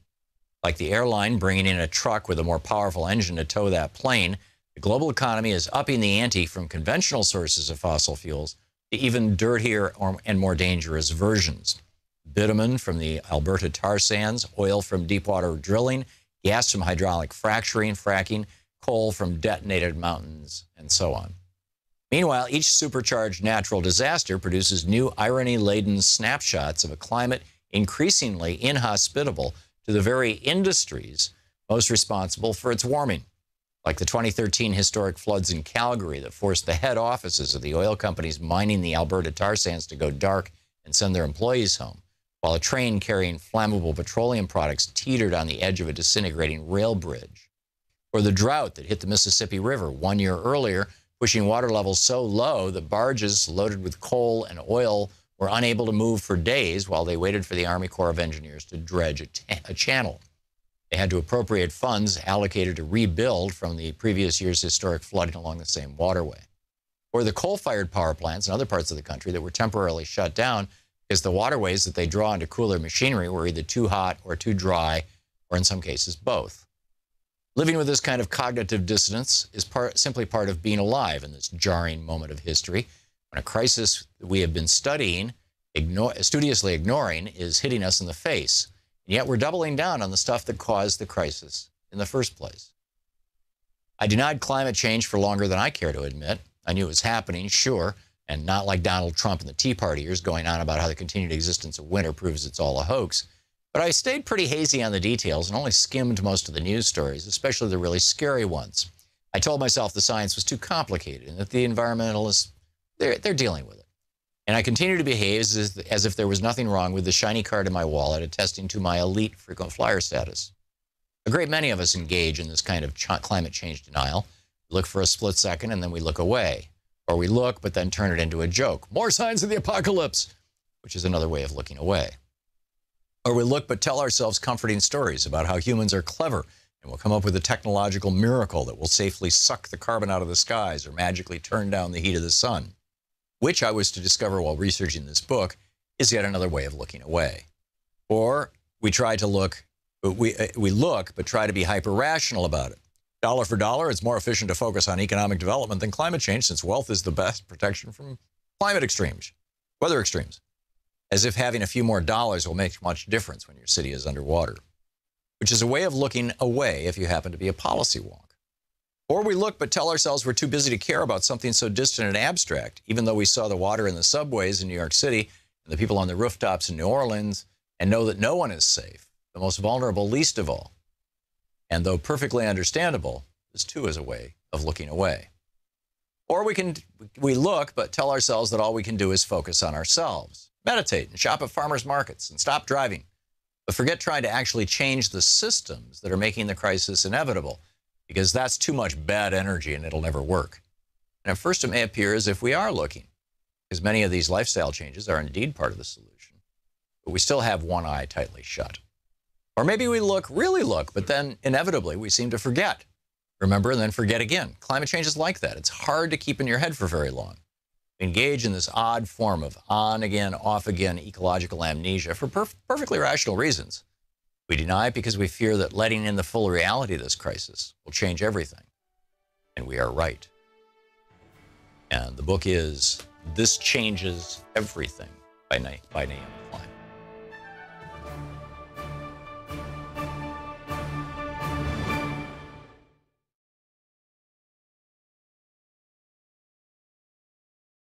Time, any place you want.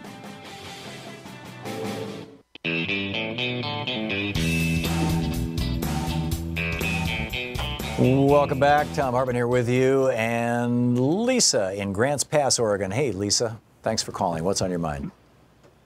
Oh, hi, Tom. I went back to school at 42 and to get my degree to teach, and I was a guest teacher, a floater.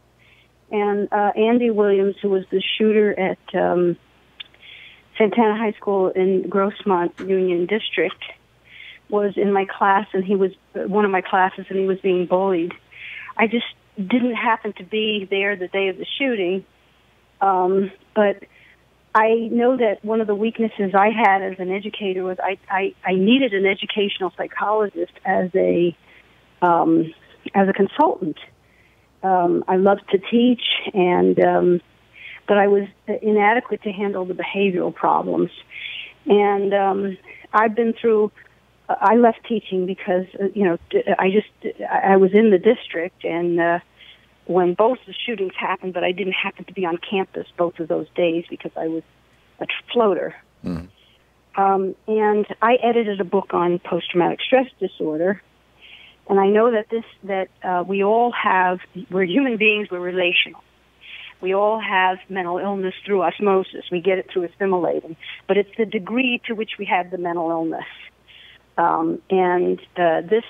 These students, or these young people that are doing this, are very angry. I mean, I've lived long enough, I'm 66 now, to know that many people are angry. And you put the gun in their hands, and if it's the right time and the right place, they can just go off. We all there's something known as relentless crisis, where a human being goes through one crisis after another, and then the stress just breaks them. Yep. And this young man had lots of stressors in his life, and many people do. And we don't. The thing is that people who are diagnosed with mental illness, it shouldn't be feeling guilty when someone says this individual was mentally ill. We have a problem with mental illness in the White House right now. And any one of us can go off at any given time. I mean, I get angry sometimes and I explode. I've been through relentless crisis in my life. And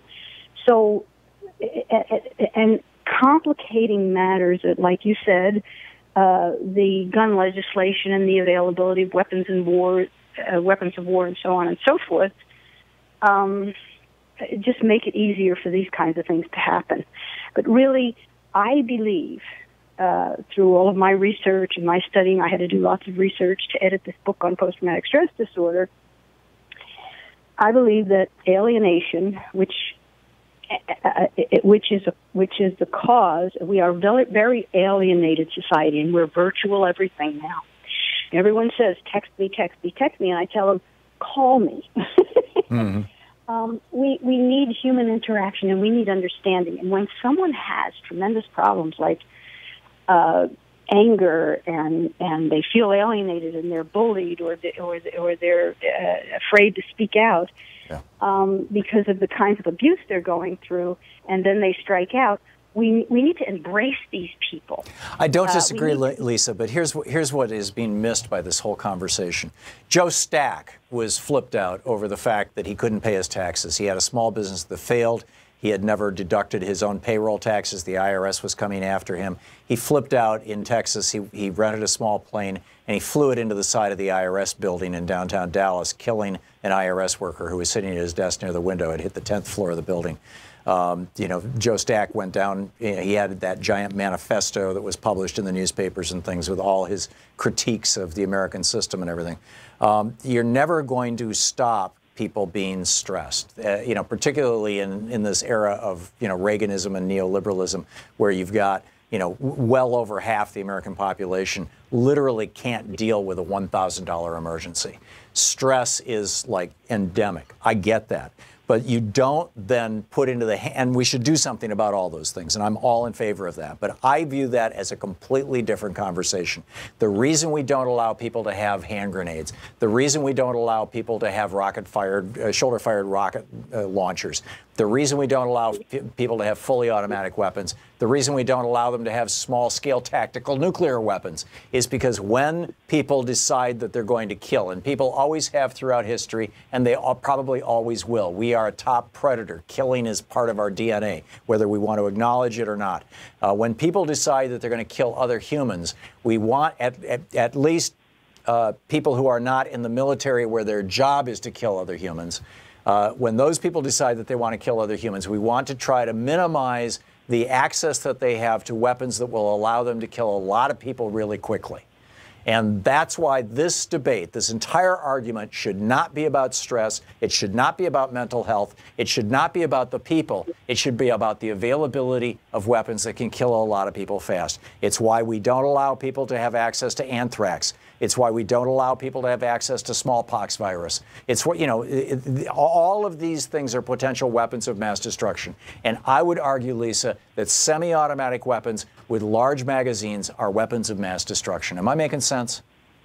Oh, I wholeheartedly agree with you. But this is just, as you said, another component and probably another conversation. I believe that I don't know what our obsession is with guns, and I have my own theory that I heard a psychologist talking about the stimulation that men get from shooting these guns, and they're phallic symbols. They're stand-ins for it's hey, I got a giant penis here. That's what's going on. Yeah. As a man, I can tell you that's what's going on, Lisa.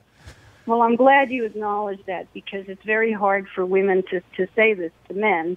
There's a thing known as testosterone madness, and for many, many decades, as I was growing up, I was told, "Oh, it's your hormones, that's why you're depressed," or whatever, Yeah.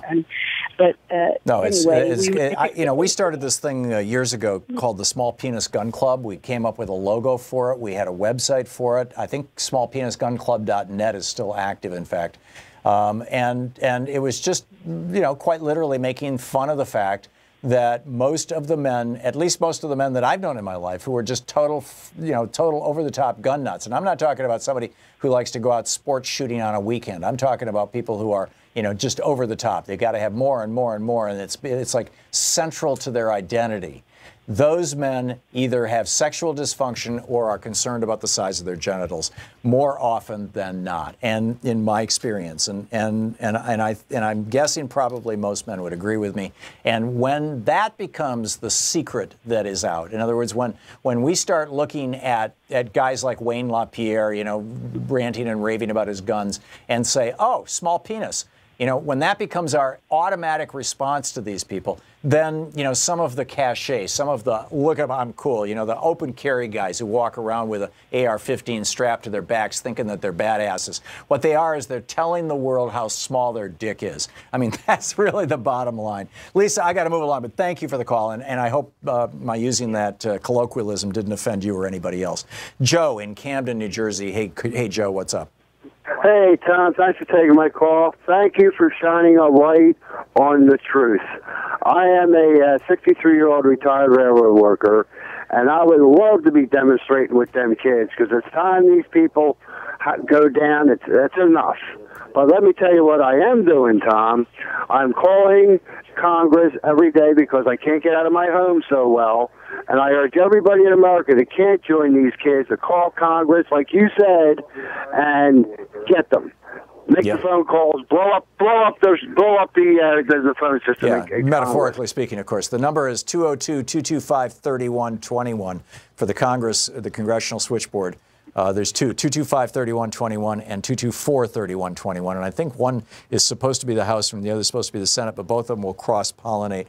So you just call one of those numbers, 202-225-3121, and ask for your member of Congress or one of your two senators, And if you don't know who represents you, who is your representative in the House of Representatives, simply tell them your zip code and they can look it up and then connect you with that person. And then ask them, you know, what are you going to do about gun violence in the United States? And are you taking money from the NRA? Absolutely, Tom. Absolutely. A lot of us Americans that are disabled can't get out there with them kids. And I wish I could. But I know I can do something from my house. And I urge everybody in America to get on that phone with them Republicans. Yep. I'm with you. Joe, you just said it. I just have a minute left. I want to get another call in here. Thank you, Joe. Jerry in Trenton, New Jersey. Hey, Jerry, what's up? Tom, I will be brief. Thank you. First, thank you for introducing me on the days of the big picture to Mike Papantonio, to Medea Benjamin, and countless others. You're welcome. It was a good show. A lot. Tom, I target shoot. I have for years. I belong to a club that's a fair distance away from me. I wanted to join a local club, and I was told I had to join the NRA. I don't want to join the NRA. I took my membership out years ago because I did not agree with them. Yeah. I want to target shoot, but I think this is ridiculous. Now, I will take whatever comment you have off on the air and leave you free to get to other people. Well, I just, you know, we got 20, 30 seconds here until we're going to hit a break, Jerry, but I just, you know, I'm guessing that gun club or that shooting range is managed or run by people who are, you know, for them, guns are the central thing in their life, and the NRA is the organization that defends that as, you know, guns as the most important thing in the world. And so, you know, that's their priorities. And if that's not your priority, then those probably aren't the people you want to hang out with. You know. You're absolutely right. I checked around, and the number of gun clubs do the same thing. Yeah, I'm not surprised, and I'm sure the NRA encourages it. Jerry, thank you for the call, and thanks for the heads up on that. I did not know that. That's pretty amazing. We'll be right back. Stick around.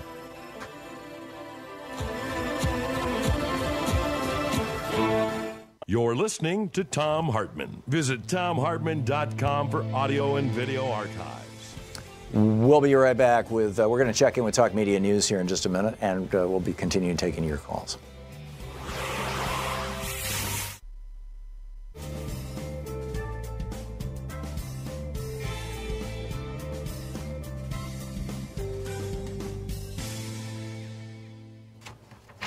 And welcome back. Sue in Sonora, California, watching us on Free Speech TV. Hey, Sue, what's on your mind today? Hi, Tom. It's good to talk to you, and thanks for your show. Thank you. I wanted to bring up a point about the Second Amendment that everybody keeps arguing about with this gun control issue. And this was, you know, something that was written in the 18th century when we were not supposed to have a standing army because they were kind of the arms of the royal monarchs, and we were supposed to have a well-regulated civilian the thing that animated Jefferson and Madison's fear of a standing army wasn't so much that we had just fought a standing army that King George had, but that there had been, in their lifetimes, several revolutions in Europe. And in every case, it was the army that overthrew the standing government. Right. And so we were supposed to protect ourselves from foreign invasion with our own militias. That's right.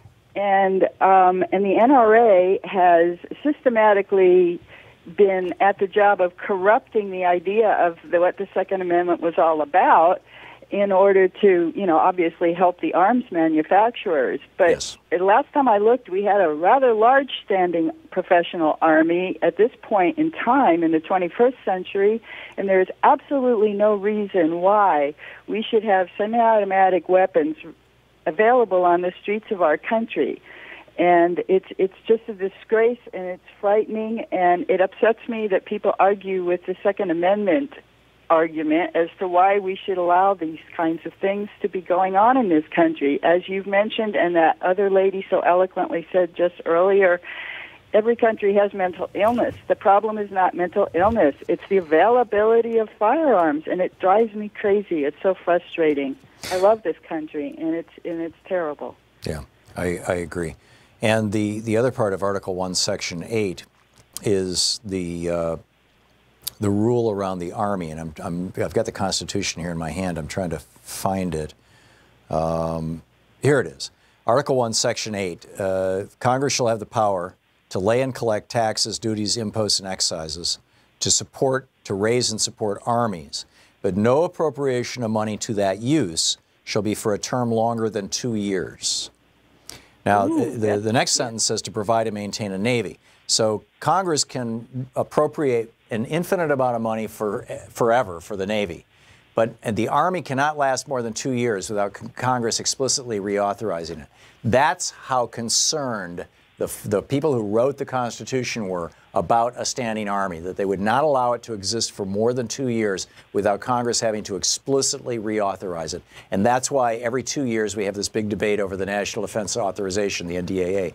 And because in the Constitution they did not want there to be a permanent Army, or if there was going to be one, it had to be authorized by the people's representatives, that is Congress, rather than the executive or judicial branch. And that should inform us all. But somehow that little piece of factual history that you can read in the U.S. Constitution, you can certainly read in the debates at the ratifying convention, or excuse me, at the convention in 1787 in Philadelphia, where they wrote the Constitution. James Madison's notes in the Constitution, there was no discussion about using guns to overthrow government. All of the conversation was the danger of an army to an existing government and the necessity for civilians to be, basically subordinate to the government if in the event of an invasion. Sue, thank you for the call. Very well said. We'll be right back.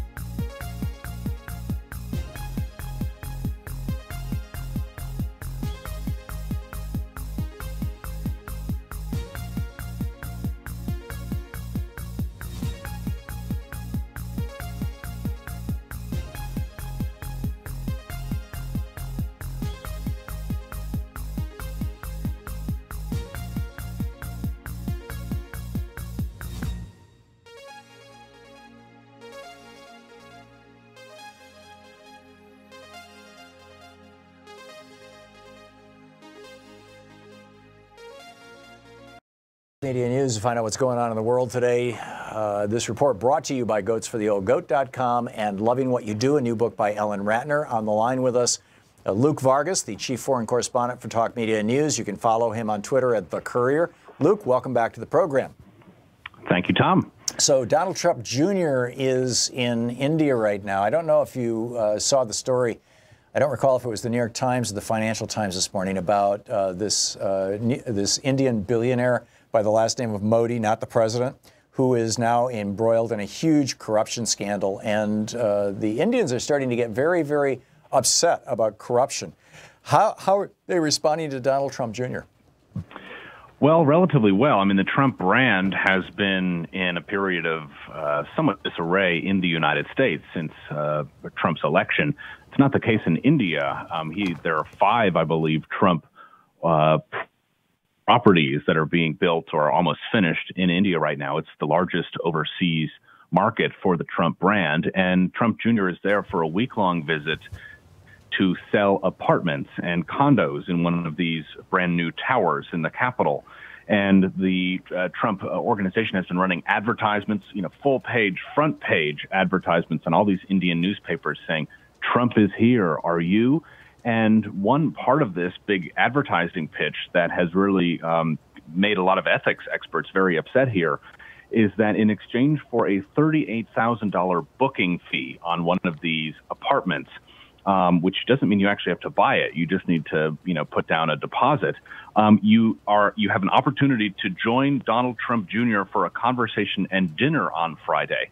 And what's particularly upsetting about this to these ethics experts is that even though Donald Trump Jr., unlike Ivanka Trump, is not technically affiliated with the Trump administration in any way. Ivanka's in the White House. She's, taking on various issues formally on behalf of her father. Donald Trump Jr. is staying with the business.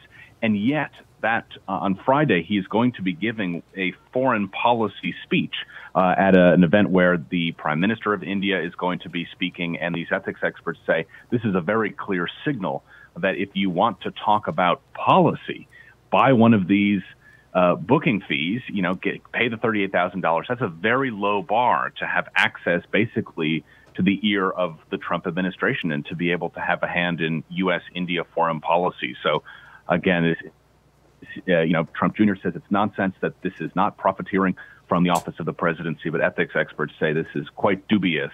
And the corruption you talk about has been oftentimes a barrier for American businesses, particularly in real estate, to do business in India. The concerns about corruption are too high for many businesses to stomach. Well, it doesn't seem like that's the case for the Trump administration. So in India right now, for $38,000, you too can be in tight with the Trump crime family. Amazing.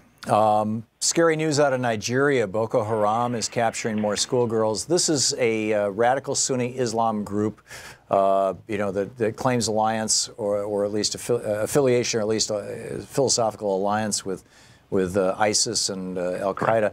What's going on, and what are we doing about this? Well, I don't know what we're doing about it. Right now, it seems like the Nigerian government is in a cover-up, and I'm not trying to be flippant there. These reports have been circulating since Monday evening and have been published by very trusted outlets, local outlets, but that are used by international media when we try to report on this region of the world, which is quite complex when you try to talk about the sort of extremist groups, the patchwork of groups operating there. But the reports that we're hearing are that between 90 and 111 schoolgirls were kidnapped, not from school, but just during a raid of this town on Monday evening. The government spent almost all day yesterday completely denying this report, even though there were very credible reports, A, that girls had been kidnapped, and B, that a search and rescue effort was underway. I think a lot of this has to do with the fact that Muhammadu Buhari, who's the president of Nigeria, came into office pledging to clean up the military, to really, figure out a way to address the violence and the displacement that Boko Haram was creating. And he had said in recent weeks that the violence caused by Boko Haram is drawing to an end. This would suggest quite the opposite, that this group is still capable of unleashing terror and terrorizing Nigerian schoolgirls again. So we'll see again. But according to most recent reports, between 91 and 111 schoolgirls have been kidnapped, and there's still 100 of those Chibok girls who were the subject of the Bring Back Our Girls hashtag campaign that Michelle Obama was leading. They're still captive by Boko Haram. So this is truly horrible. Amazing. And last but not least, Venezuela has issued a petro-digital currency. What's the deal here? Well, everyone's whipped up into a frenzy about, digital currencies, and to the extent that you can basically change the name of your business and just put something about bit or coin in there and or blockchain. People start buying it up. Yeah. Blockchain, right. We're hearing that the Venezuelan government has raised $735 million in a pre-sale of what it's calling its own cryptocurrency called Petro. Skeptics say this is basically a forward sale of the country's oil because each coin is backed by a barrel of Venezuelan oil. And they also point out that according to U.S. sanctions, the Venezuelan government is barred, U.S. firms, rather, and U.S. individuals are barred from buying any Venezuelan debt, and Venezuela's own legislature has banned the president from issuing more debt. So they are seeing through this. It's possible this currency could become illegal, too, if Maduro ever leaves office. Fascinating stuff. Yeah, and Maduro certainly has his list of problems. Luke Vargas, he tweets at The Courier. Luke, thanks so much for being with us today. Thank you, Tom. Talk to you soon. Yep, good talking with you. We'll be right back. It is coming up on, it's coming up on the top of the hour.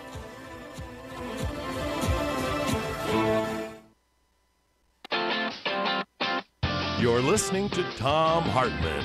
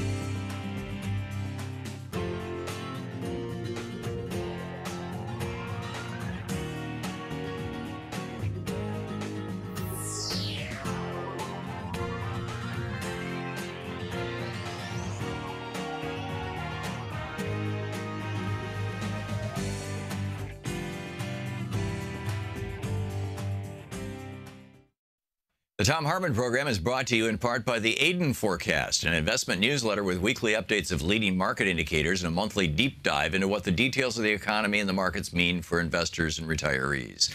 On the web at aidenmarkets.com. Wines have some of the highest pesticide levels in our food chain. This hour brought to you by ecowine.com. Pesticide-free wines, organic wines, imported from France by the Organic Wine Company, ecowine.com. Hartmann Program is brought to you in part by Super Beets. Super Beets are sourced from non-GMO beets, and they're packed with dietary nitrates, helping to produce nitric oxide for more energy, stamina, and support for healthy blood pressure levels naturally. For more information, call 800-223-8242 or visit tomsbeets.com.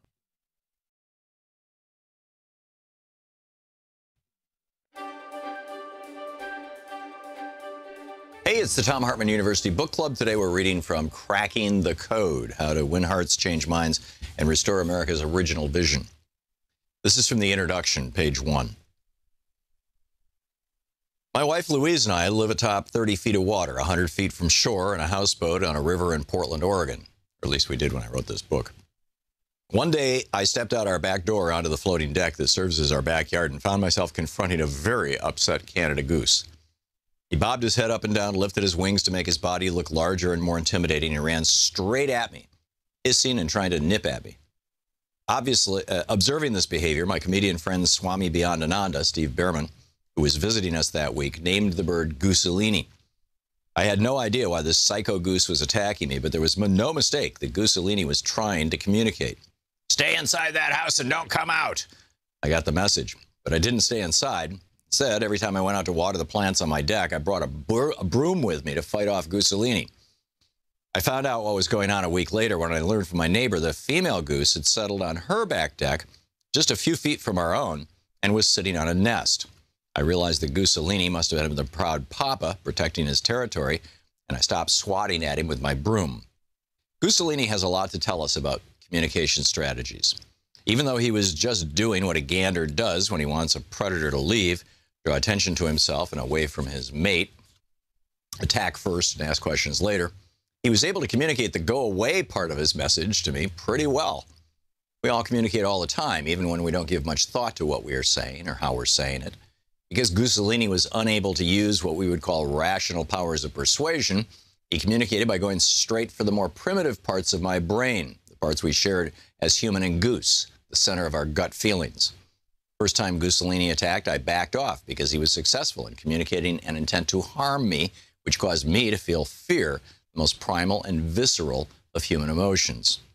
The first key to unlocking the communication code is to understand that when we communicate, feeling comes first. Emotions will always trump intellect, at least in the short term. This emotive form of communication, however, ultimately didn't get Gooselini the response he wanted. On its own, the attack wasn't very persuasive. Instead of shooing me away, Gooselini made me angry. Effective communicators know how to get the response they want because they understand how to tailor a message to the person who's listening. They know the second key to unlocking the communication code is that the meaning of a communication is the response you get. Because Gooselini couldn't tell me his story, I had to imagine his story for myself. The first story I came up with was that he was simply a psycho goose trying to harm me for no reason I could understand. Second story I came up with after talking to my neighbor was the story of a dad protecting his soon-to-be hatched goslings. Both stories accurately described what was happening, but the stories led to very different endings. The psycho goose made me angry. The dad goose made me feel protective of Gooselini himself. In this book, I call such stories maps, and the world the stories describe as the territory. The third key to unlocking the communication code is, therefore, the map is not the territory. Each story captures a different piece of reality. No one story captures it all. The key to effective communication is to find the best story to use to convey your understanding of the world to the greatest number of people. In politics, we tell each other stories all the time. Think about it, politics is really nothing more than a large set of stories. The United States of America began as a story that the founders and framers told about a society that could live in harmony around the principles of life, liberty, and the pursuit of happiness. The country was held together after the Great Depression and through a war by a story told by Franklin Roosevelt, which he called the New Deal.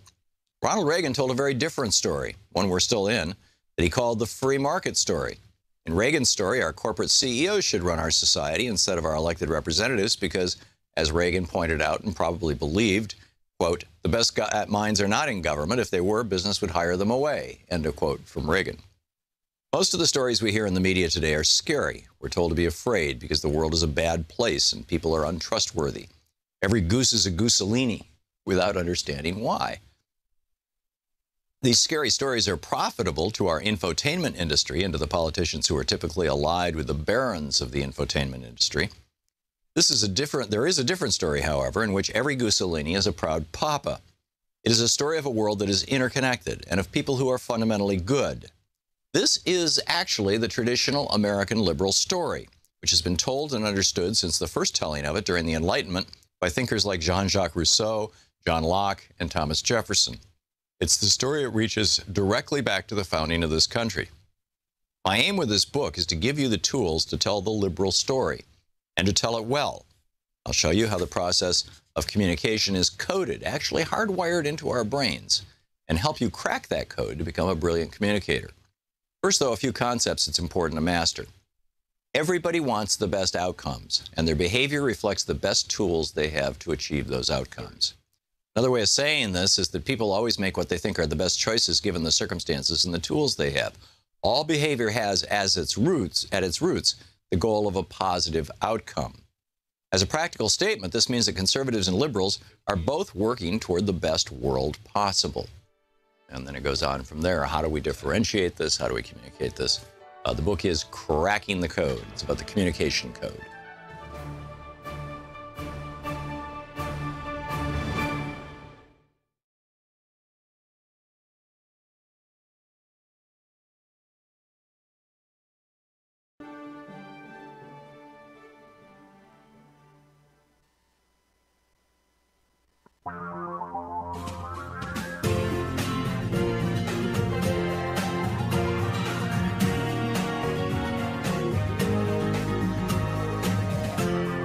This is the Thom Hartmann Program. Welcome back. Thom Hartmann here with you. Yes, we can walk and chew gum at the same time. We can talk about crises like the gun, situation in the United States, and democracy, and how we can put our country back together. In fact, I would argue that there's a relationship between the two. But let's ask Thomas Lindsay, the Executive Director, Co-founder, and Chief Legal Counsel with the Community Environmental Legal Defense Fund, CELDEF, an organization I mention often on this program. I think it's one of the finest organizations working in the field of enhancing democracy in the United States. CELDF.org is their website. You can tweet Thomas at CELDF, CELDF. Thomas, welcome back to the program. It's been a while. Yeah, thanks for having me back, Tom. First of all, the movie about you and the work that you're doing that Lila Connors and Tree Media put together, where is that? How can people see that? Well, it's called We the People 2.0, and it basically tells the stories of folks across the United States who are taking on some of the largest corporations on issues ranging from corporate water withdrawals to fracking to industrial wind projects. And if folks want to see it, they can go to the We the People 2.0 website. So treemedia.com is Lila's company, and can sign up to do a viewing or do a showing, those types of things. And we're also doing a Hollywood-type release in April. That's great. That's great. When that happens in April, let us know. I'd like to give it some more coverage, if I may. Great. In the meantime, in New Hampshire, a community rights amendment has been passed out of a legislative subcommittee. This may seem like a small thing, but it's not. Tell us about this. Yeah, so big news. As people across the United States, and specifically in 5 states, where the community rights work has really brought the grassroots together to begin fighting this corporate state complex that has emerged.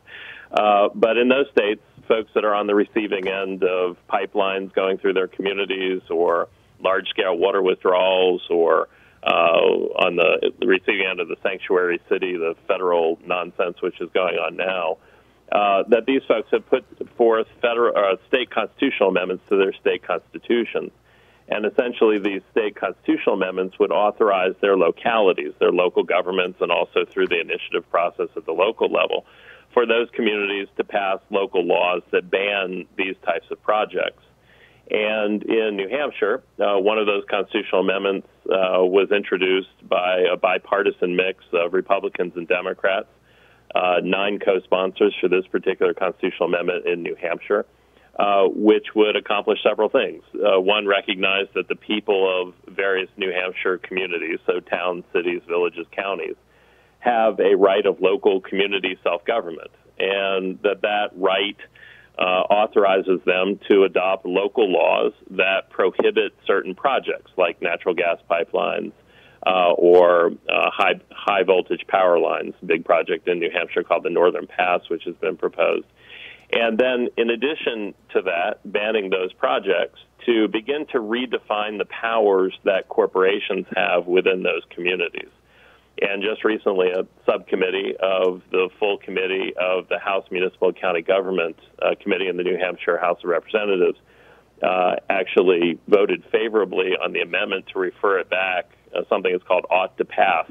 And this Friday at 1 o'clock, the full House Municipal and County Government Committee is going to meet to decide whether to refer the constitutional amendment for passage by the full House of Representatives in New Hampshire. Now, is this an amendment to the New Hampshire Constitution, or is this New Hampshire's voting for an amendment to the U.S. Constitution?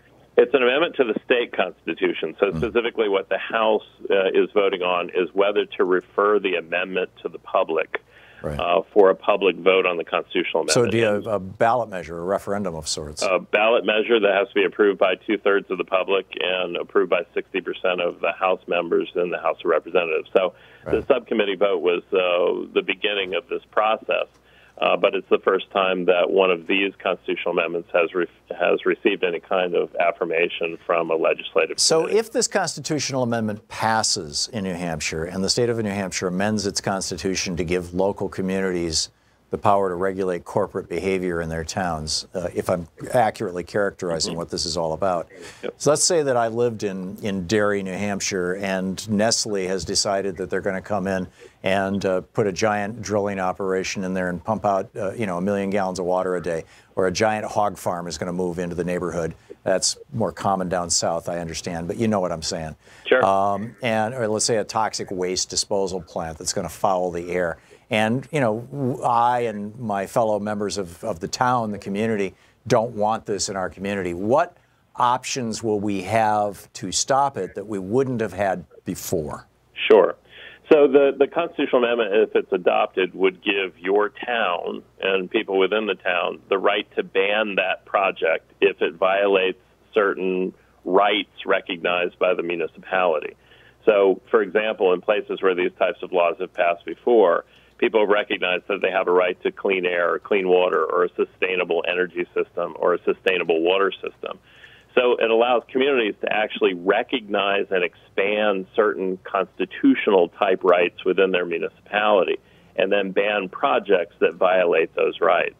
So on your first example about corporate water withdrawals, there was a little town called Barnstead, New Hampshire, which actually was the first in the nation to ban large-scale corporate water withdrawals within their community, and to do so by passing what we refer to as a community bill of rights, that people have a right to water, a right to a sustainable system of water and sustainable recharge, that this corporate water withdrawal project would have violated.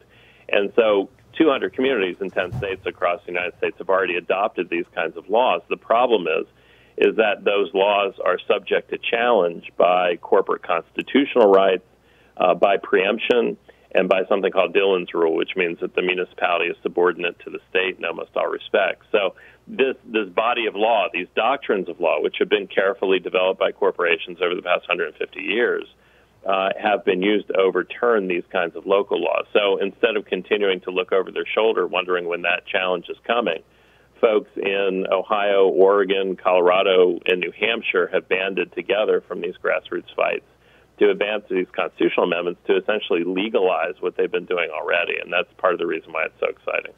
To what extent, we're talking to Thomas Lindsay, the attorney, the executive director, co-founder, and chief legal counsel for the Community Environmental Legal Defense Fund, CELDF, CELDF.org is their website and their Twitter handle. Thomas, to what extent could a community, if they passed this amendment to the Constitution, if they had this kind of authority, could a community say, we believe that life, liberty, and the pursuit of happiness, or we believe that, however it's defined by the Constitution, I realize that's the Declaration, includes the right to go to school and not get shot at. And therefore, we're going to ban high-capacity assault weapons in our community. Would that be, could that be encompassed by this? It depends. One of the provisions of the state constitutional amendments deals with that local laws can't move beyond the floor established by the federal law in terms of individual rights. And as you know, Tom, under the Heller case and the McDonald case in the U.S. Supreme Court, which has established the Second Amendment as an individual right, there are certain things that this constitutional amendment would not authorize, so it couldn't drop below that floor. But what's interesting about these state constitutional amendments is that, the NRA has come after them after this particular constitutional amendment in New Hampshire.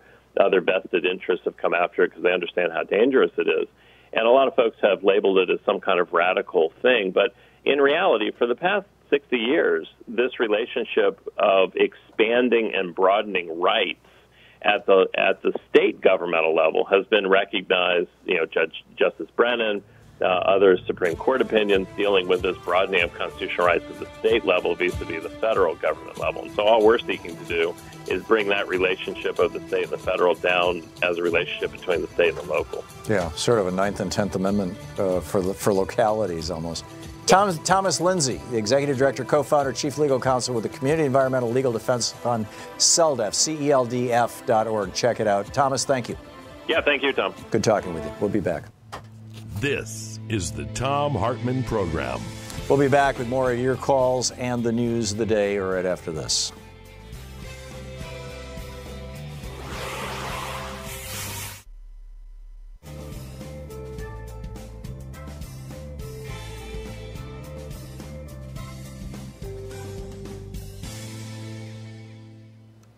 And welcome back. There we go. My software's getting a little flaky here. Let's see here. Mike in Chicago. Hey, Mike, thanks for watching Free Speech TV. What's on your mind today? Hi. First of all, I want to state I'm not a bot. I kind of fit your criteria on Twitter, so. Oh, really? Okay. Yeah, I don't have any other social media, and I use it to follow a few people who make me laugh. Yeah. But aside from that, you were talking about the Second Amendment yesterday and even today, and you mentioned how it was rewritten to accommodate the slave states. That's correct. What I don't understand is how did the reworking still prevent the federal government from calling up the militia? That I'd have to go back to the debate. In fact, I think no, it's gone. I used to have that right up. Let me see. Yeah, no, I've lost it. The idea was that the individual states would be allowed to keep their militia under their own control. They could be called up by the federal government, but what they were trying to do was separate the individual state militias from the Army, from the military, which could be called up in Article 1, Section 8. And that's why Madison, in response to Patrick Henry, changed the language of the Second Amendment from in order to have a secure nation to in order for the security of a free state, so that they were basically asserting the right of the states. And that was around Patrick Henry's concern that Virginia would lose its slave patrols, and his secondary concern that if they ever got a non-Virginian in the White House, which happened after Patrick Henry was dead, but it did happen, or a non-slave state president, that president might simply call up the military and force the individual states to free their slaves and to make them available for military service. Maybe I'm not answering your question. I'm not sure. No, I don't think so, because it sounds like you're talking two different militias. Yeah. Yeah. Is that what you're saying? Well, yeah. There was the issue of do we have a standing army, and that debate was happening during the writing of the Constitution. And, I understand that. And again, I refer you to Madison's notes on the Constitution. And that's why in Article 1, Section 8, they refused to authorize, while they could fund the Navy for 20 years, you cannot fund the Army for more than 2 years, because they had seen armies take over governments, civilian governments in the past. They didn't want to see it in the United States. So there was that debate. Then there was also the debate that was kind of sub to that and almost meta to that was going on, particularly in the ratifying conventions, which is where the Second Amendment was rewritten. It was in 1789, 2 years after the Constitution was written, in the ratifying convention in Virginia, where the Second Amendment was amended by James Madison at the request of Patrick Henry. And that debate was, we've got this slave patrol in our state. We have a lot of slaves in our state. As Patrick Henry pointed out, there were 600,000 slaves at that time in Virginia. I'm not sure if in Virginia it was more slaves than white people, but that was certainly the case in Alabama and Georgia at the time.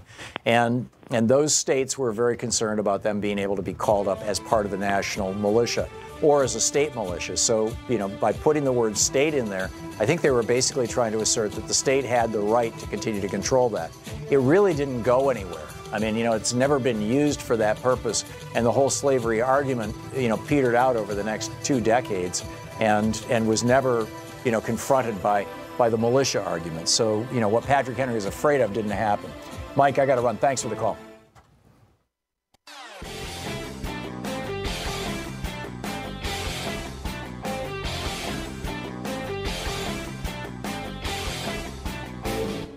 On April 15th, most of us.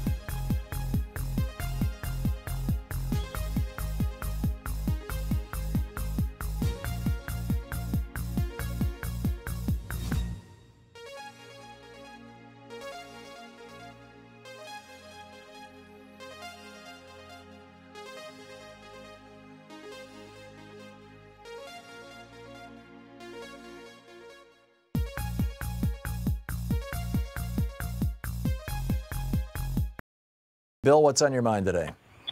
Hey, how you doing?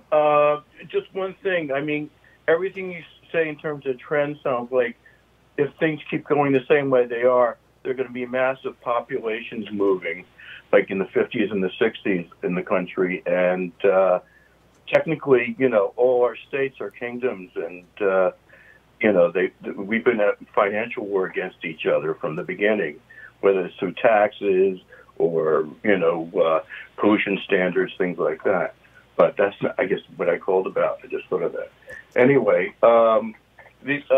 regarding guns, you had mentioned before about being able, you can actually get any kind of gun if you can fill out an application. You used to be able to buy Sherman tanks for doing demolition, and guys like Eric Prince, needs a license, I guess, to get those machine guns and things like that. Yeah. But the bad part about that is it's hard to do background checks on corporations that do these applications.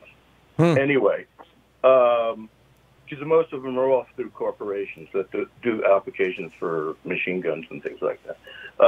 Anyway, I've noticed that you made a comment about no matter what country people live in, they all have the same number of mental illnesses. Well, not the same. What you find is that the countries that have less economic inequality have lower levels of mental illness than countries that have high levels of inequality. But that difference in the levels of mental illness, and Richard Wilkinson and Kate Pickett did some brilliant research on this. You can check out their website. Just Google Spirit Level or Why Inequality Matters, which are the titles of their 2 books. But the difference in the rates of mental illness between, for example, a highly unequal society like Great Britain and a highly equal society like Sweden, those differences are only maybe 4 or 5%. Whereas if you look at the difference in gun death rates between the United States and any of those countries. You know, we're looking at 6 deaths per 100,000 people. They're looking at a half a death per 100,000 people.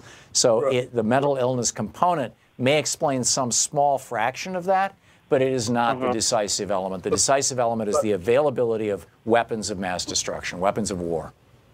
Right, but there's also another big factor that you mentioned, that mental illness is pretty much the same in women as in men, but only men commit these crimes. Yes. I think that only women should be licensed to carry these weapons. That's interesting. I mean, you could also make an argument that only women should be allowed to vote. And, Well, you know, which was the case, by the way, among the Iroquois Confederacy. Men are not mature enough, like under 18, no matter what their ages. So they should be treated as such. Yeah, our serial killers are men. The vast majority of the people in our prisons are men. Most murderers are men. Right. Wars are started by men. Wars are typically fought by men. There is something going on here, absolutely, Bill.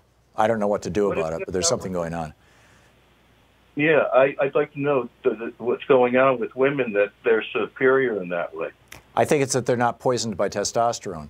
And you go back to Richard Dawkins's selfish gene theory, that basically we are simply, you know, ambulatory bits of protoplasm that's principal purpose in life is to reproduce itself.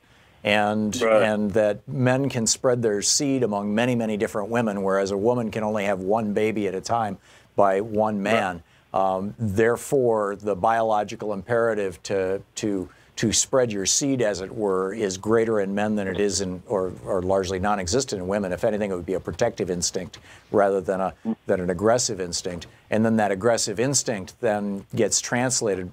And in fact, this is one of the arguments for monogamy, or for polygamy rather, that aggressive instinct gets translated into violence and wars and things like that when men can't, you know, participate in free sex with everybody in sight. I don't buy that story, but that's one of the arguments that's been made, you know, basically based on Dawkins' work.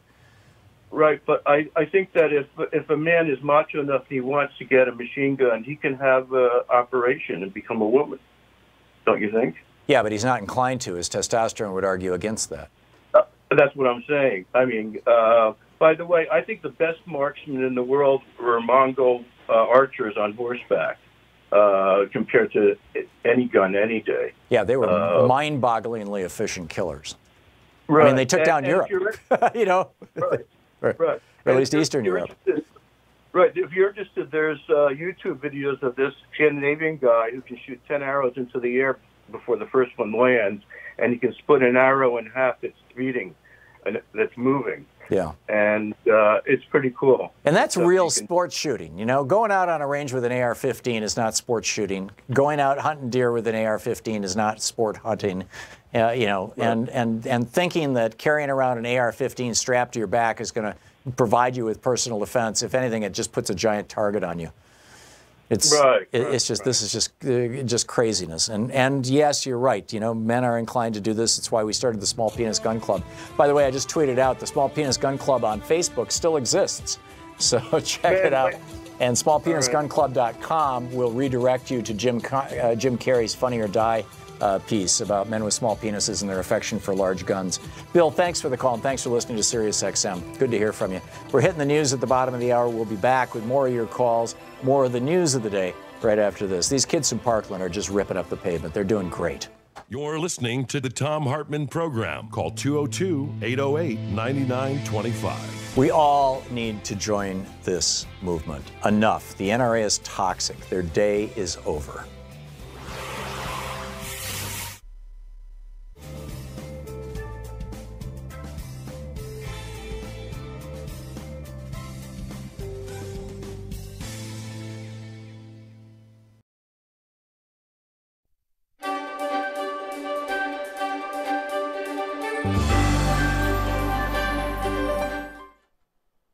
It's the Thom Hartmann University Book Club. Today we're reading from Seize the Time, the story of the Black Panther Party and Huey P. Newton by Bobby Seale. This is from page 85, a subchapter titled Huey Backs the Pigs Down. And there are a few words in here that I'll be filling in, as it were. They're walking. He says, one day as we were walking out of the office, I guess we'd been there about a month or so, a pig passed by. He saw us coming out of the office with shotguns and pistols on our sides. About 6 or 7 of us came out of the office there in the daytime, and we looked at the pig as he passed by, and he jumped on his radio because he saw us coming out of the office with these pieces and stuff. We had just finished field stripping weapons, learning about 00 buckshot, learning about the 9mm and the .45, and having a political education session. We had a .45 and a .357 Magnum in the group and a couple of M1s. We had 3 or 4 shotguns by then.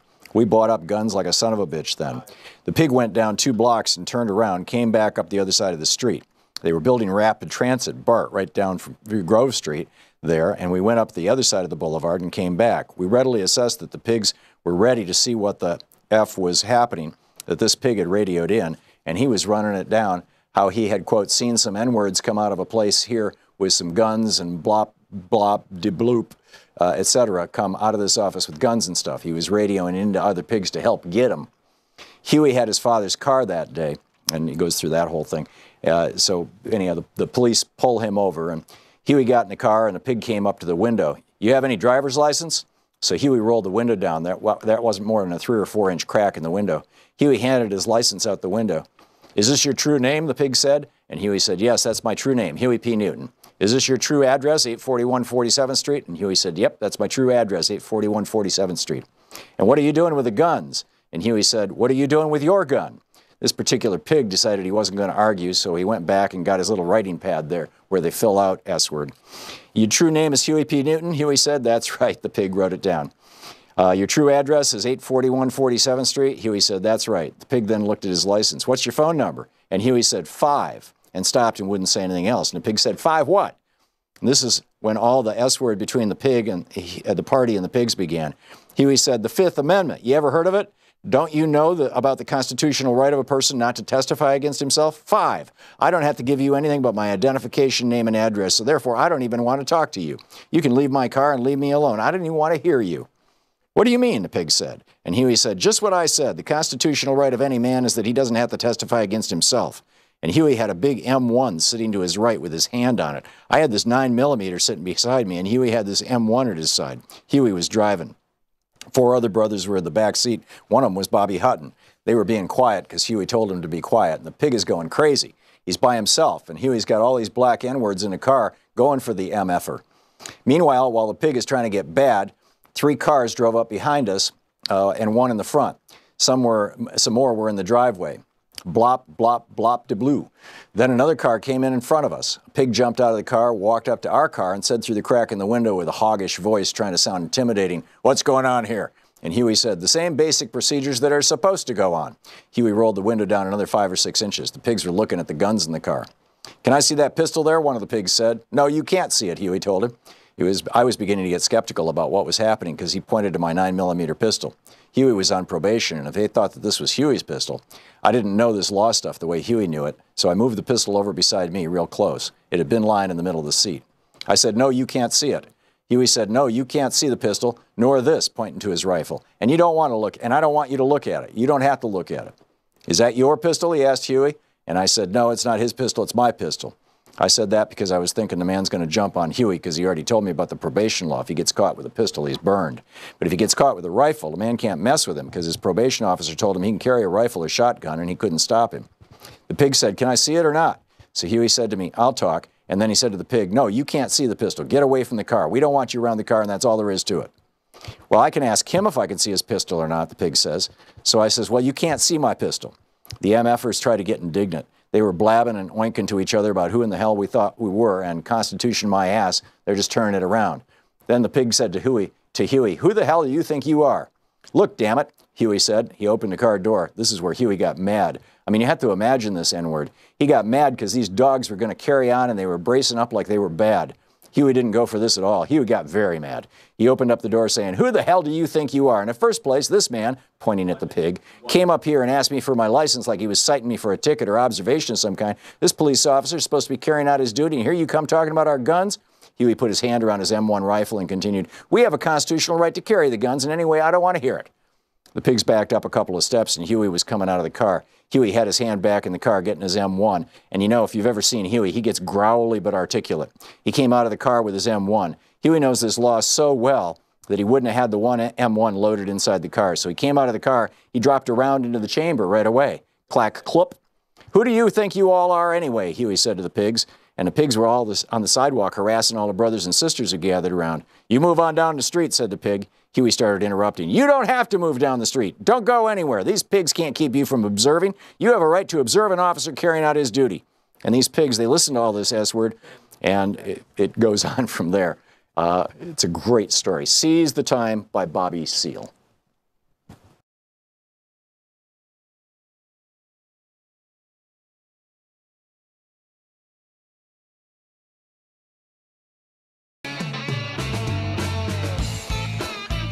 Welcome back. Thom Hartmann here with you. Earlier in the day, I said something like, you know, people should be subordinate to the government. I was hitting a break and I was trying to make a point. My point was not that we should be subordinate to our government. Our government obviously should be subordinate to us. We, the people, is the reservoir of all power in the United States. My point was that the military, that, you know, because it was in the context that we were talking about militias, state militia, federal militia, all these kind of things, that the military, whether it's a state militia or whether it is a federal militia, that should be subordinate to a civilian government. That was my point. My apologies for being inelegant in making that point. Brent in Hilliard, Ohio. Hey, Brent, what's on your mind? Hey, Tom. So, you know, I often hear the cars kill people, you know, and we still sell cars type of thing. That's true. But I'm a truck driver, and I have a lot of licenses endorsed me. You know, I have a Class A license with a lot of endorsements. I had to get special endorsements to drive a tanker or a hazmat vehicle or doubles and triples or a motorcycle or passengers. I still can't drive a school bus because in order to do that, it requires more. And I think therein lies the problem. When we start talking about this one specific type of weapon that is really designed for war, we're saying that requires a higher level of responsibility. I take a test every 2 years. I have to disclose any medications I'm on, whether they're, you know, for mental health, like depression or anxiety. I have to disclose all of that to a doctor who has to sign off to give me a license to haul explosives across this country. Well, same with me, you know, as a pilot. Same deal. Yeah, I was going to say, yeah, I can't jump in an airplane. Right? I got to get a special license to jump in an airplane. Well, and not only that, you've got to have your medical has got to be renewed every year. Yeah, mine is every 2 years. But we already parse vehicles based on the likelihood that they could commit the larger amount of public damage, the larger amount of responsibility and restriction and regulation the person operating and regulation that person has to go through. We already do it with vehicles. Right. And ironically, the Second Amendment is the only place in the Constitution where the word regulation appears. Excuse me. Back to you, Brent. No, nothing. I find the irony. They're like, well, why can't you just shoot them with a .38? Well, you can, but a .38 is going to shoot fewer people than a Tommy gun. Right, and right? it's going to wound them less grievously. Also true. So we need to have different levels of regulation. There are people who own Tommy guns. They have some kind of special license. They can go and get that and own one and show it off in their basement or whatever it is they do. I don't know what they do with them. I don't own one, but people do. You know, it's not like you can't do this. There's already a method in place. We just need to take AR-15s and put it in the same category as a Tommy gun, and then problem solved. That's my simple solution is twofold. Number one, categorize semi-automatic weapons under the same. I think it's Class 3. I forget. You know, I'm not certain, but somebody referenced that recently.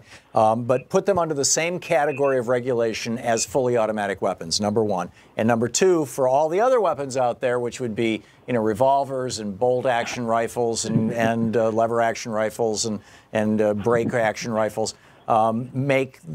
Just treat them the same way we treat cars. You have a right to drive a car, you have a right to drive a truck, but it's not an unlimited right. You have to have registration, you have to have a licensure, and to get that license, you have to demonstrate competence and capability, and you have to have liability insurance. Real simple stuff.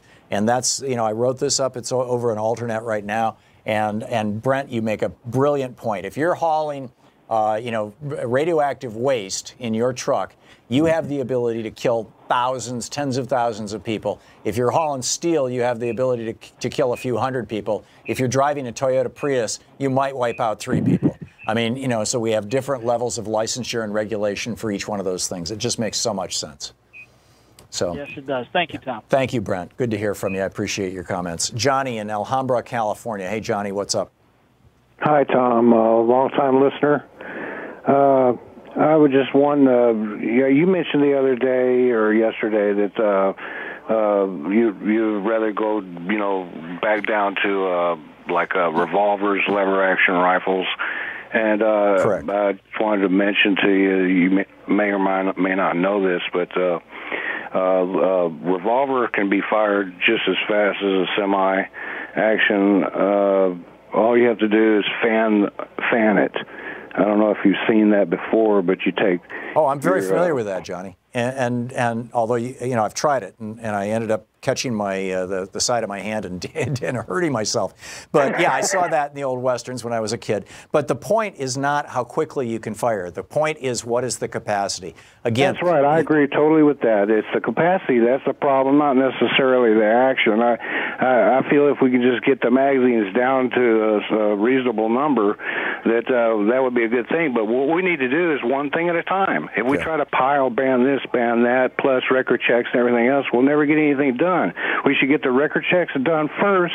Then after we accomplish that, go for the magazines and whatever like that. But we got to do one thing at a time. I disagree, Johnny. I think we have this moment in time when there is widespread public outrage and there is a rising tide of young people willing to make this the central issue of their lives, and we need to use that to its logical goal. When in 1915, when it became obvious to people in the United States that cars were killing people, and that was not what they were designed to do, and we wanted to stop that, we came up with this idea of standardized stop signs, standardized road, red, green, yellow lights.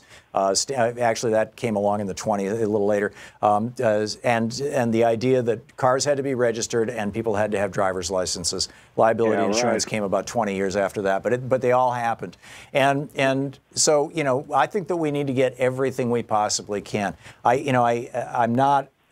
understand incrementalism, and there are a lot of areas where incrementalism is entirely appropriate, but this is not one of them, in my opinion. It's not up to you and me, Johnny. It's ultimately going to be up to the lawmakers, and it should be up to you and me. I mean, we should be the ones who are voting these people in or voting them out, but I get your point. Johnny, I got to move along, but thank you for the call. Ted in Palos Hills, Illinois. Hey, Ted, thanks for listening to WCPT. What's up? Hi, Tom. I wanted to mention about the gun debate that one thing that I think that kind of gets overlooked, and it may be by design, is that everybody supports, at least according to PolitiFact. I have friends that are hunters that are right wing, and I get into debates all with them all the time about gun control. And whenever there's an issue, they post the propaganda that gets spread out there by NRA, and I'll debate them and kind of challenge it.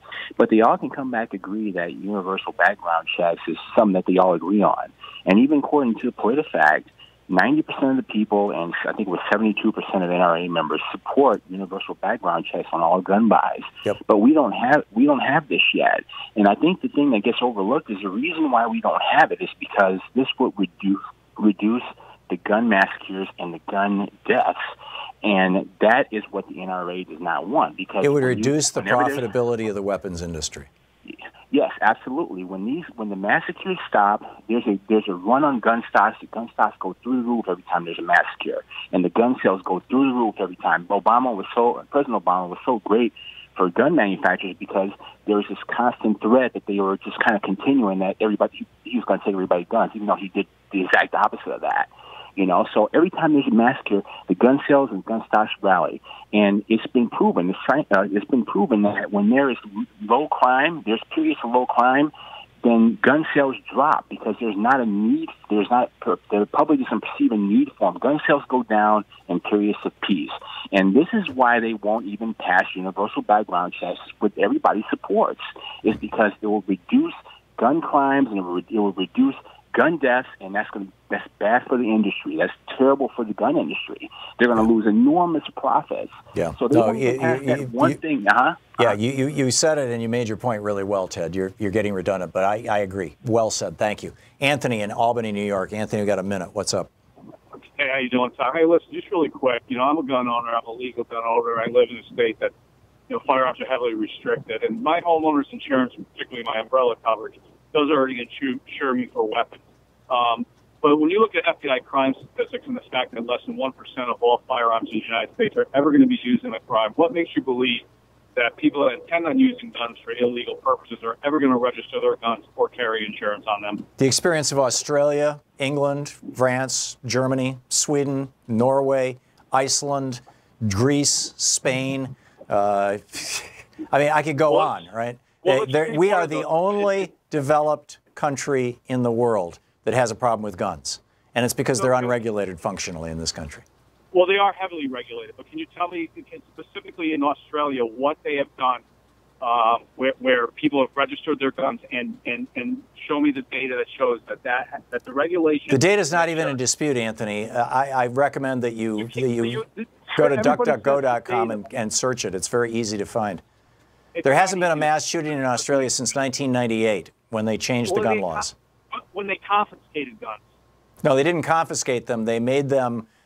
they made the possession of certain ones illegal, and they only took them from people if they found, if they were in their home looking for a crime or something. What they did, though, to encourage people to turn those guns in and replace them with guns that were legal, was they did a national buyback program where they paid above market value for those guns and they bought them back. Anthony, it does work in other countries. It's a very simple reality. You can claw and scream and kick and yell all you want.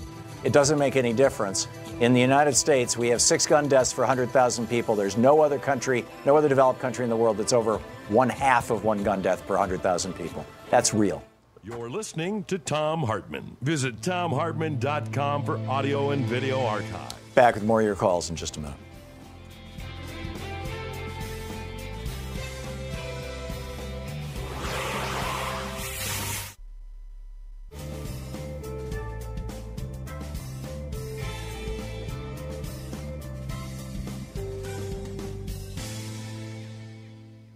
Welcome back. Corinne in Grand Rapids, Michigan. Am I saying your name right?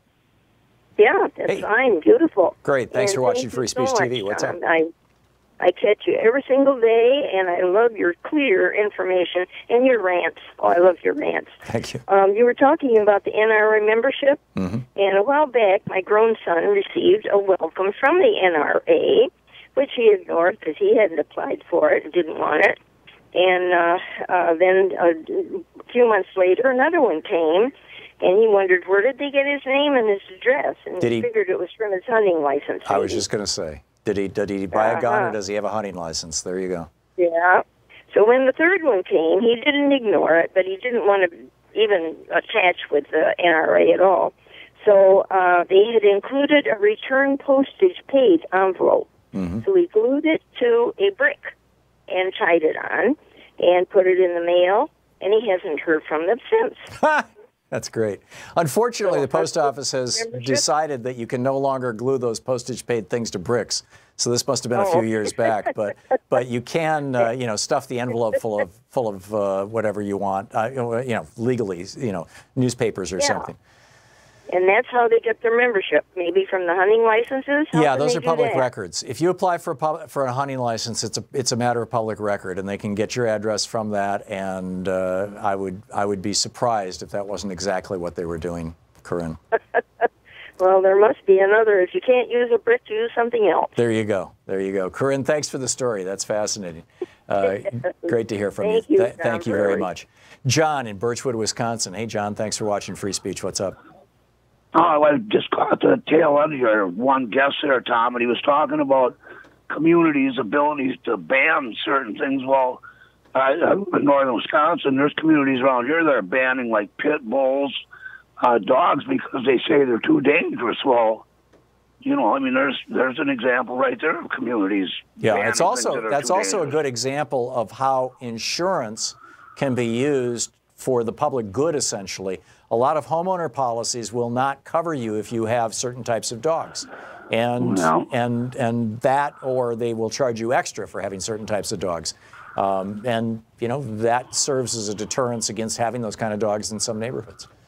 One other point I wanted to make, Tom, is our Constitution said, we the people, not we the NRA. What's wrong with these politicians? Right.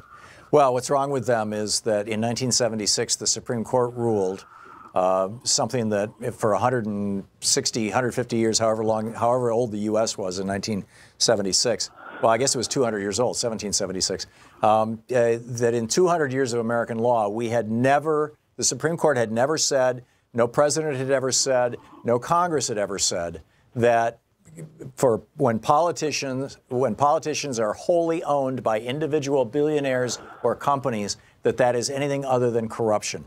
The Supreme Court ruled in 1976 that it wasn't corruption, that it was free speech by the billionaires or the corporations if they wholly owned an individual politician. And that then was amplified 2 years later in the Boston versus Bellotti case to extend that from rich people to corporations. And then that was amplified further by Citizens United in 2010 and McCutcheon in 2013. Citizens United applying to corporations, and even foreign corporations now can own U.S. billionaires, can own U.S. politicians. Foreign billionaires can, and they do. And in I 2013, look forward to the day when the NRA is a dirty word, Tom. I think that day has arrived, John. I think that day has definitely arrived. We'll be back. Thanks for the call, John. We'll be right back. Stick around.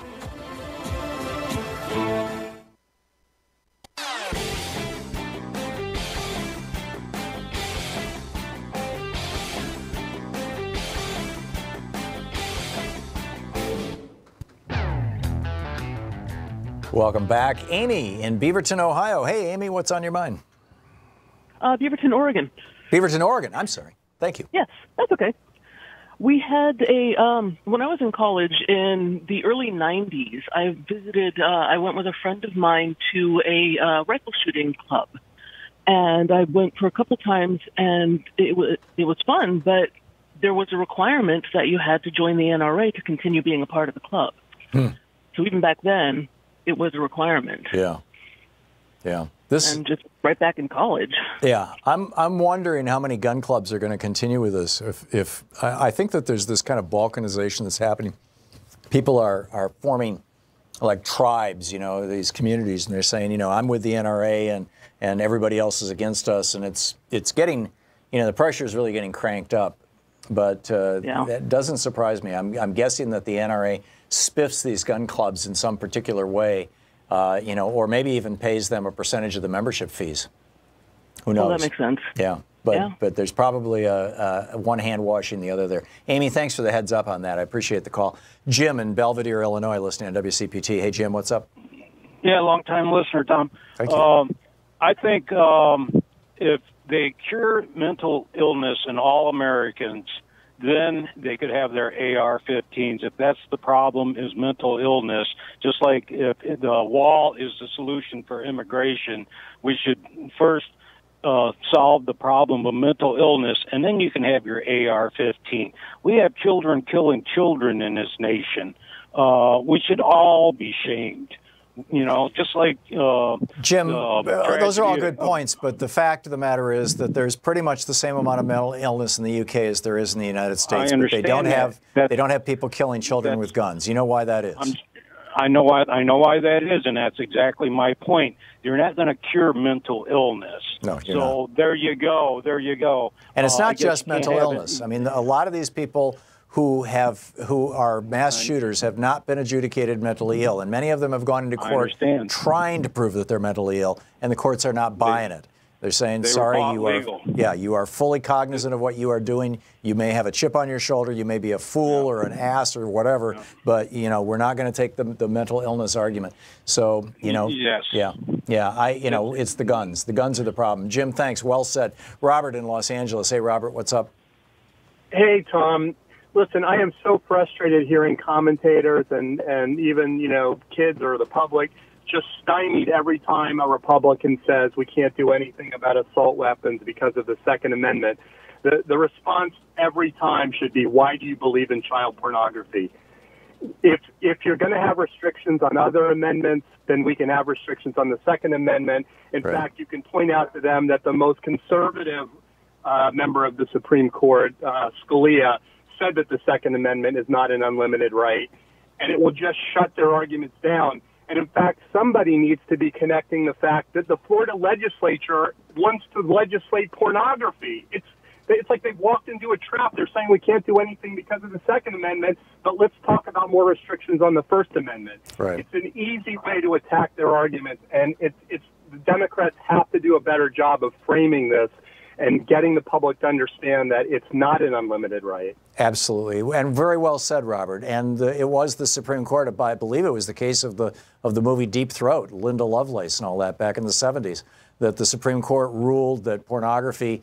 That most forms of pornography were actually artistic expression and were protected by the First Amendment right for free speech. And then the court also ruled that child pornography did not fall into that category. It was outside of that category and was not protected by the First Amendment. I think you could say that your right to own a revolver, your right to own a pump action or a break action or a lever action rifle is arguably protected by the Second Amendment, but your right to own a semi-automatic weapon is not. The Supreme Court has already upheld the 1934 law that said that you don't have a Second Amendment right to own a Tommy gun, a machine gun. So this is just the logical extension of that, and that was the point of my article on Alternet today. I mean, you can't yell fire in a crowded theater. I mean, we take all kinds of freedoms that we have in this country, and we balance them against what the benefit is. And I hear these Republicans saying, oh, well, only 2% of deaths are the result of these assault weapons.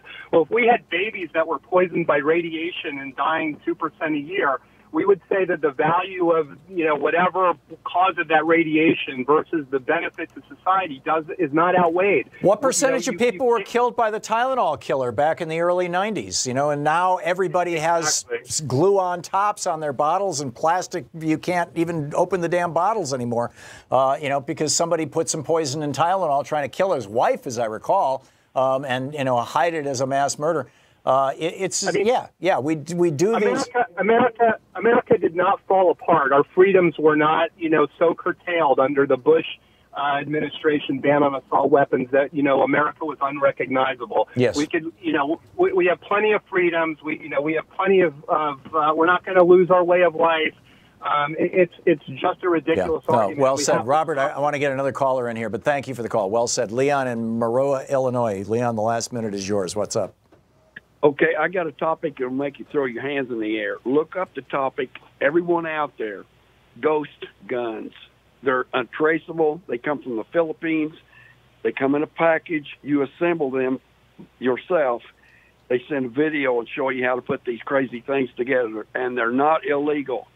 They show you on there how to build this Glock look-alike pistol. It takes around 3 hours to build it. They go all the way up to AK-47s and AR-15s, and this needs to be made illegal. They cannot say that they have a right to do this. Yeah. Leon, Nate just DuckDuckGo'd that, just looked it up, and you're absolutely right. That's bizarre. We've also got, these printers now. You can print, the 3D printers, you can now print a gun, and that should be outlawed too. Leon, thanks for the heads up on that. I was unaware of that. That's amazing. So thank you all so much for being with us today. It's another fascinating day in America. Anything that you can do, anything that I can do to support these kids in Parkland, let's do it. And in fact, tomorrow, if you have any experiences or stories to tell about ways that you were able to support the Parkland kids and adults, but particularly the kids, let us know. Don't forget, democracy is not a spectator sport. It requires all of us. That includes you. Get out there, get active, tag, you're it. We'll see you tomorrow. You've been listening to. For audio and video archives, visit ThomHartmann.com.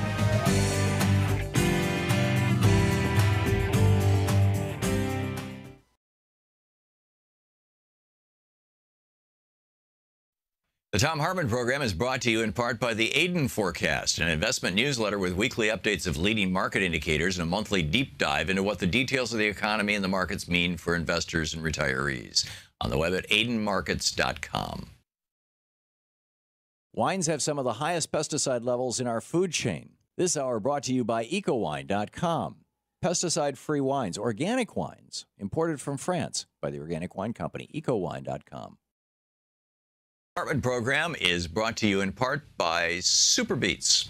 Super Beets are sourced from non-GMO beets, and they're packed with dietary nitrates, helping to produce nitric oxide for more energy, stamina, and support for healthy blood pressure levels naturally. For more information, call 800-223-8242 or visit tomsbeets.com.